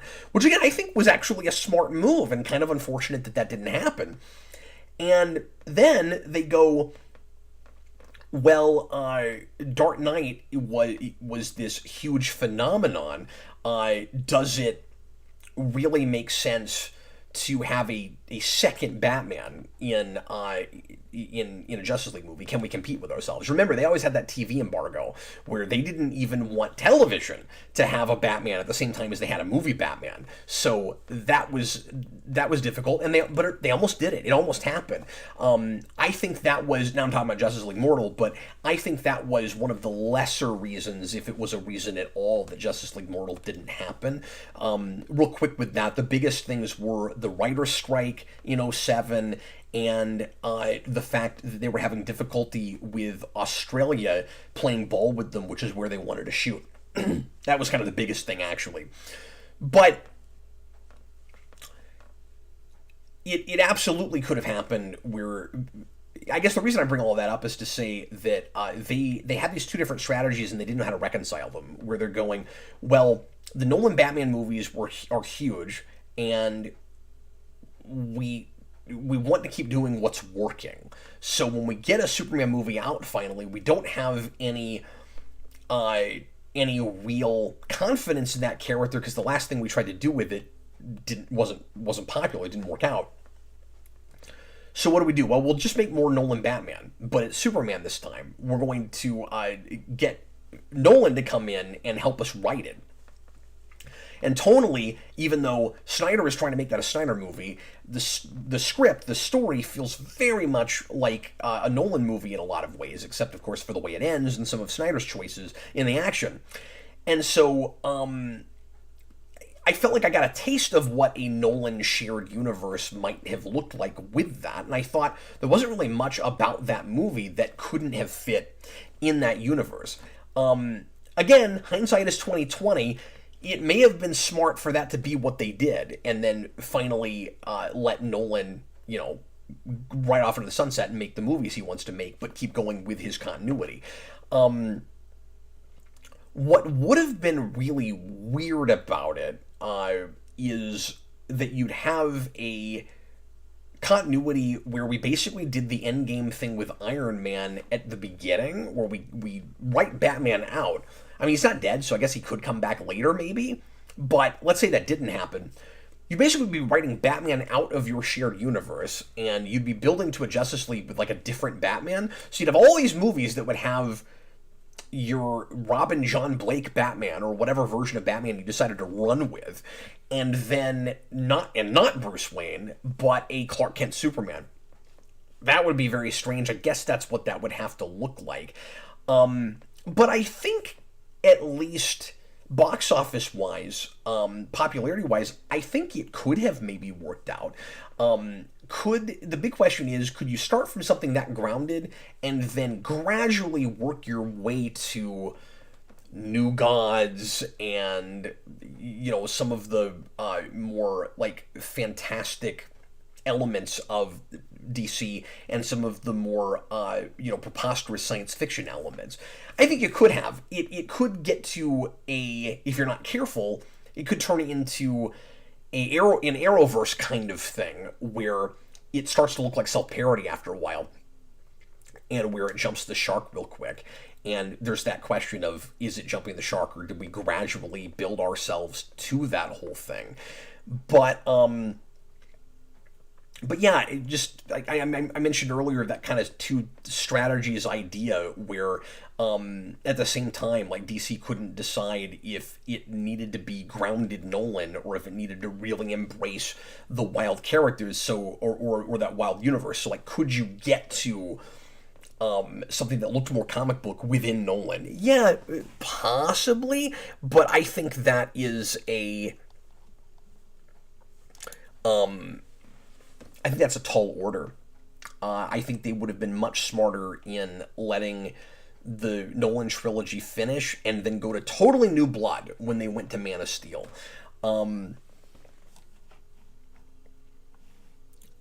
But yeah, let's see what folks are saying in the comments about this. Richard Tracy, the problem with Green Lantern is he never grabbed people's imagination. He has no crossover appeal with a broad audience.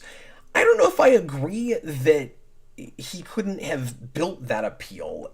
There was a time where people would have said that about Iron Man. Like, you're never going to make Iron Man an A-list tentpole character. And it's, I don't know, maybe humanity-wise, in getting that character to resonate with people on a human level, it might be a little bit tougher with a character like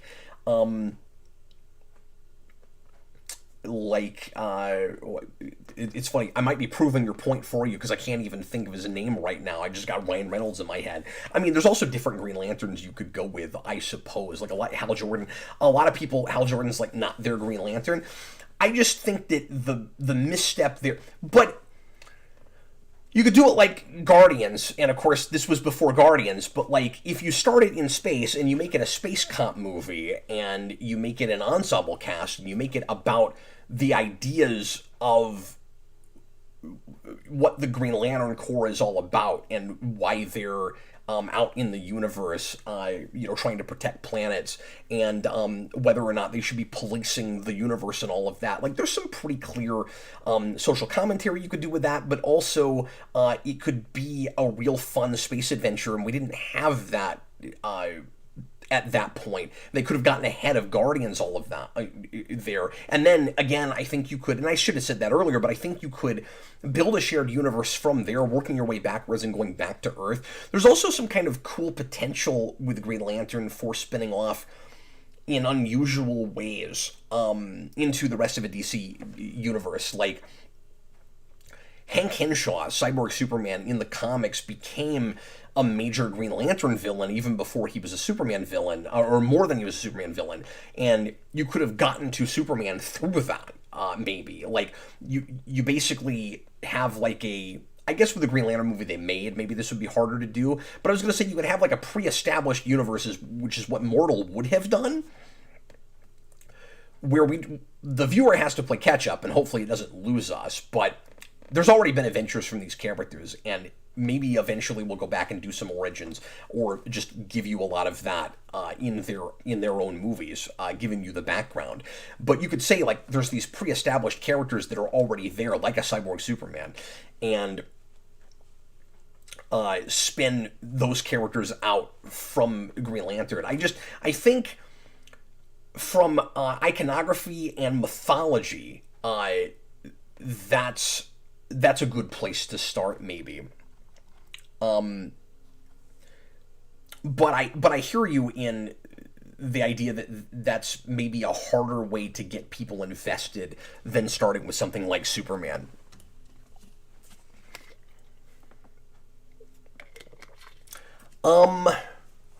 Let's go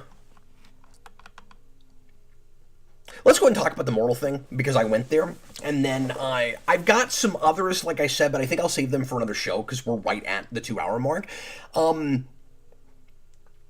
Nairob Savad, sorry if I mispronounced your name, says, surely the biggest one would be, what if George Miller's Justice League was made? And of course he's talking about Justice League Mortal. So, like I said earlier, I'm a broken record. It's hard to tell what exactly these projects would finally look like when they come out and how well they would perform. Mortal could have been Green Lantern before Green Lantern even happened. And so it's impossible to know how it would be received. But the idea with that movie, and that was like Superman Lives, where it got really far before it was shelved. It was cast, there was a director, like it was ready to go. And it would have been the exact opposite of the MCU and before the MCU. So this is where things get interesting, because I compared earlier what MCU and a DCEU would look like if DC began with Green Lantern, where they would be... MCU got started first, but they would be a lot closer to neck and neck than they ended up, and they never got neck and neck because we're still in this splintered DCEU that barely feels like a universe, and where I feel like we really need to reboot head on. But anyway, you go back to Mortal, and now there would be a new precedent set. DC gets ahead of Marvel in the first place. Well, I guess maybe not. I mean, that was starting to come together in 2007, and Marvel got their movie out in 2008. So they would be making a movie that couldn't be influenced by Iron Man or anything else in the MCU. That's interesting. And then Iron Man would come out first, and then Mortal would probably come out in, I would assume, 2009, or... if somehow they got that out the same summer, that would be fascinating, but I wouldn't think they would want that and Dark Knight out at the same time. So I very much doubt that would have happened. So they put out Mortal, and that comes, let's say, the assumption I'm going to make, let's say that comes out a year after Iron Man. You've got two shared universes that start from polar opposite places. Iron Man says we're establishing this world in the first place, and again, assuming that everything works out the way it does, and it wasn't like Ben's idea where they use continuities they've had already, or that we've had already. And then with bear with me, because I've talked about so many different things tonight, trying to get my thoughts together here.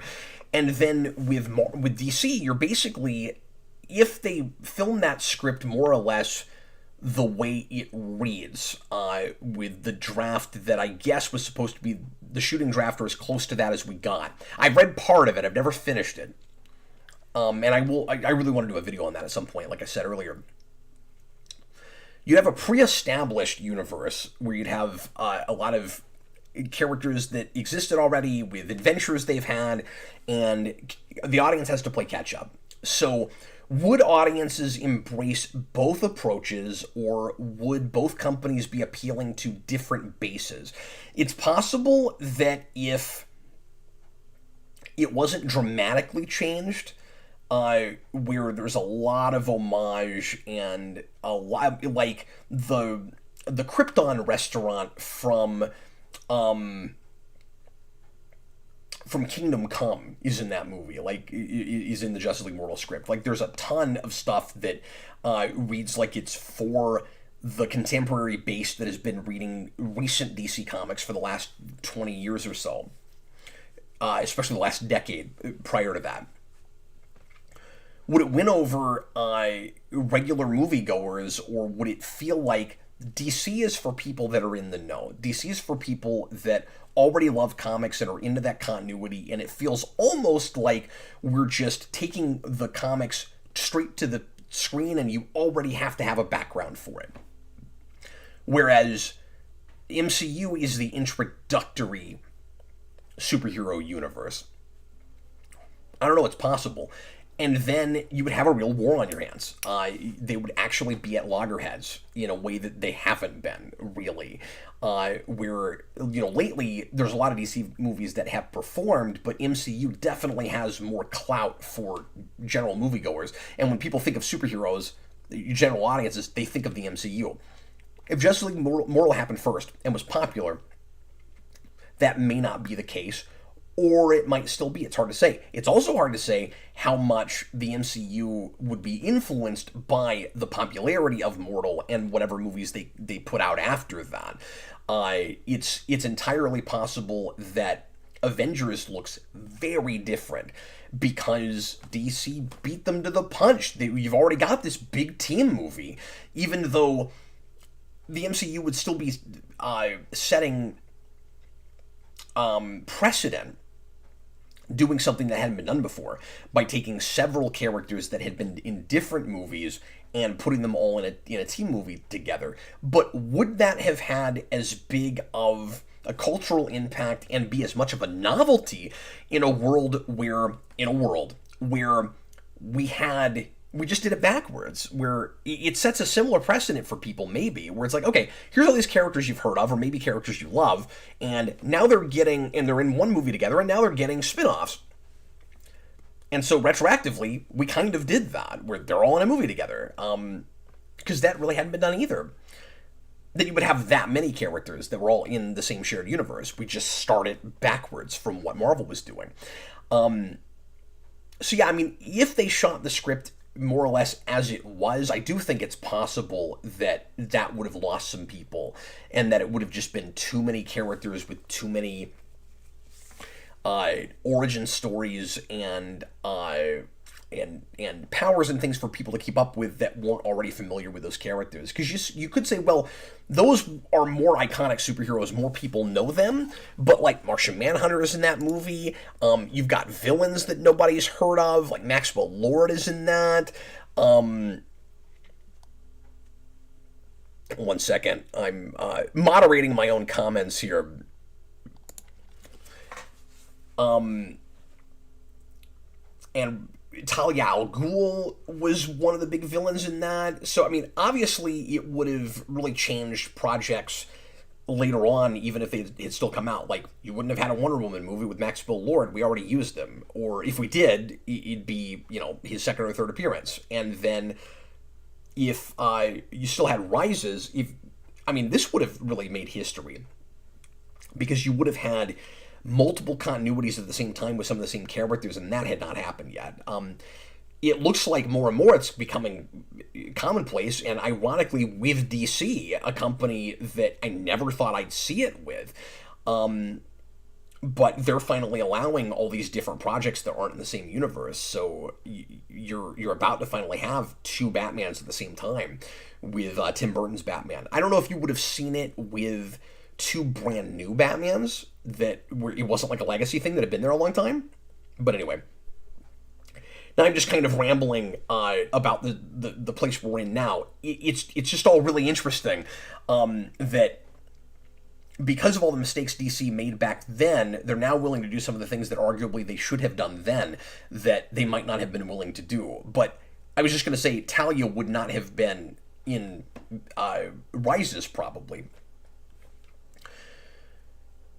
I think you might have had more inventive movies from both companies if they were both competing on the same level and trying to keep people interested. If MCU doesn't have sort of a monopoly for a while, they might have to take more risks in competing against another franchise that's doing the same thing that they are. Zori Bliss, I don't think Mortal would have worked. Yeah, it's really hard to say. I think it would have... I don't think made exactly as that script read, of what I read of it and what I know about that story, it probably would have. And I don't think it would have been filmed that way. I really don't. I think they would have changed a lot of things about that. I think some characters... Well, I was going to say some characters might have been axed, but I guess they were cast. So yeah, maybe not. It was taking much more of a DCAU approach, where you have a lot of characters that you don't have to meet for the first time, and kids embraced that, and a lot of adults did too, with Justice League on TV, with the animated series, the Bruce Timm universe. So the question is, would adults have? I don't know that it would have been the massive cultural, like, everybody has to go see these movies thing that the MCU has, but it might have still performed. I don't know how much money that movie had to make in order for them to see it as viable for a shared universe. Plushy DX, did the bat embargo apply to Mortal? It's hard to say, because...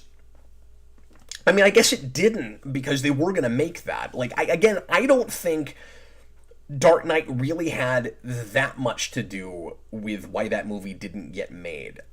It was cast. Like, I don't think, if those other problems hadn't happened, I think that movie still would have come out, because they were in the process of getting it together and money was already being spent. But, like, it's speculated by a lot of folks that had a little bit to do with it. That Dark Knight comes out, and now, like, Mortal has been already kind of put on hold. Now they're never going to make it because Dark Knight is so successful. But it really looks like the bigger issue was issues with Australia and the writer's strike. Well, folks, thanks a lot for watching. I am really starting to lose my voice here, so I'm going to go ahead and bid you farewell. But I had some topics that I was going to bring to this that I wasn't able to get to, so I'll try to do those next time I do one of these. In a few months down the line, I think I will very likely do another What If show.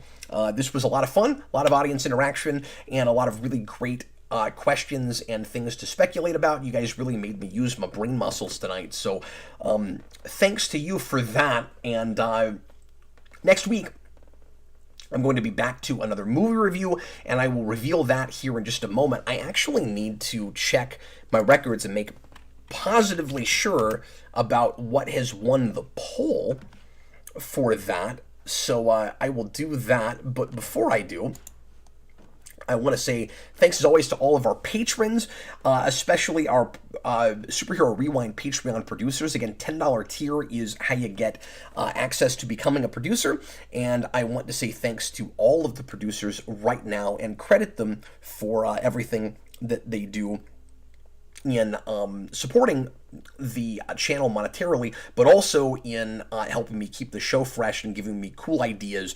And you guys are wonderful, and thanks to everybody that has been interacting with me in the Discord. We've got Zach, Wendell Jones, Thorne Jones, no relation, Miguel Rodriguez, Michael Gulick, Kareem Roberts, Jacob Schneider, Damon Begay, Checkers, The Inventor, Thomas Edgehill, The Day Ghost, Super Billy, Stone Gaspin, Michael Martin, Josh Gulisano, John Sandoval, Jajira, Hot Soup, Goofster123, Elliot Slater, Dylan Musciello, Chewbacca's Lover, and Blake. Once again, you guys are wonderful. Thanks so much. I'm going to double check this poll real quick. So I put up a poll of 5 different movies, and the Rewind Selection Board, the patrons of the $10 tier, voted. And the winner, oh my goodness, it's a tie. It's a tie, and I didn't realize it before we started the show. I think that last vote might have come in while I was broadcasting. Okay. Am I going to flip a coin on this, or how exactly am I going to choose? So, the 2 movies that are tied right now, I was all ready to announce what it was, and it changed. Power Rangers 2017 and Suicide Squad from 2016 have tied votes right now. How am I going to handle this? I'm trying to decide if I want to flip a coin or if I want to just come back later and announce it. I mean, if I had my pick between those, I don't know. They'll both be kind of interesting failures to talk about. Okay, I'm going to flip a coin, I think. And, well, I don't want to do that. I was going to flip a power coin, but this is, I think, weighted wrong for that. So I'll just do an online one. Give me just a second here, because I don't have like an actual coin sitting here. I wish I did.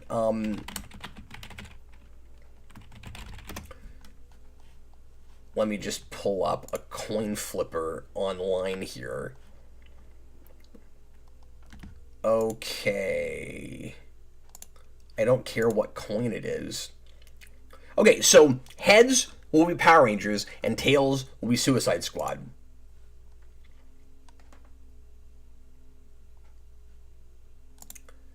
And it is tails. So I will be, in fact, doing Suicide Squad next time. Unfortunately, I kind of hate that it worked out that way to some degree. But I don't know. I have talked more about Power Rangers than I have Suicide Squad, and it's been a long time since I've seen that. So it'll be interesting to go back and take a look at that. And I think there's a commentary, and I've never listened to it. I guess I'll see. But anyway, I hope you guys had a good time. I certainly did. Thanks for watching and supporting Superhero Rewind Unscripted. I'll be back again next Sunday night for another one. It'll be Suicide Squad from 2016. Not The Suicide Squad, because that hasn't been out long enough. In the meantime, you guys have a fabulous week, and I hope you'll consider joining me for the Captain Logan Show on Thursday. The next time I'll be back on the channel is Tuesday for another request with Austin. This time we're going to be doing the classic film Charade, requested by Brightburn, 1985. So check that out if you want to watch the movie ahead of time before we talk about it. In the meantime, I was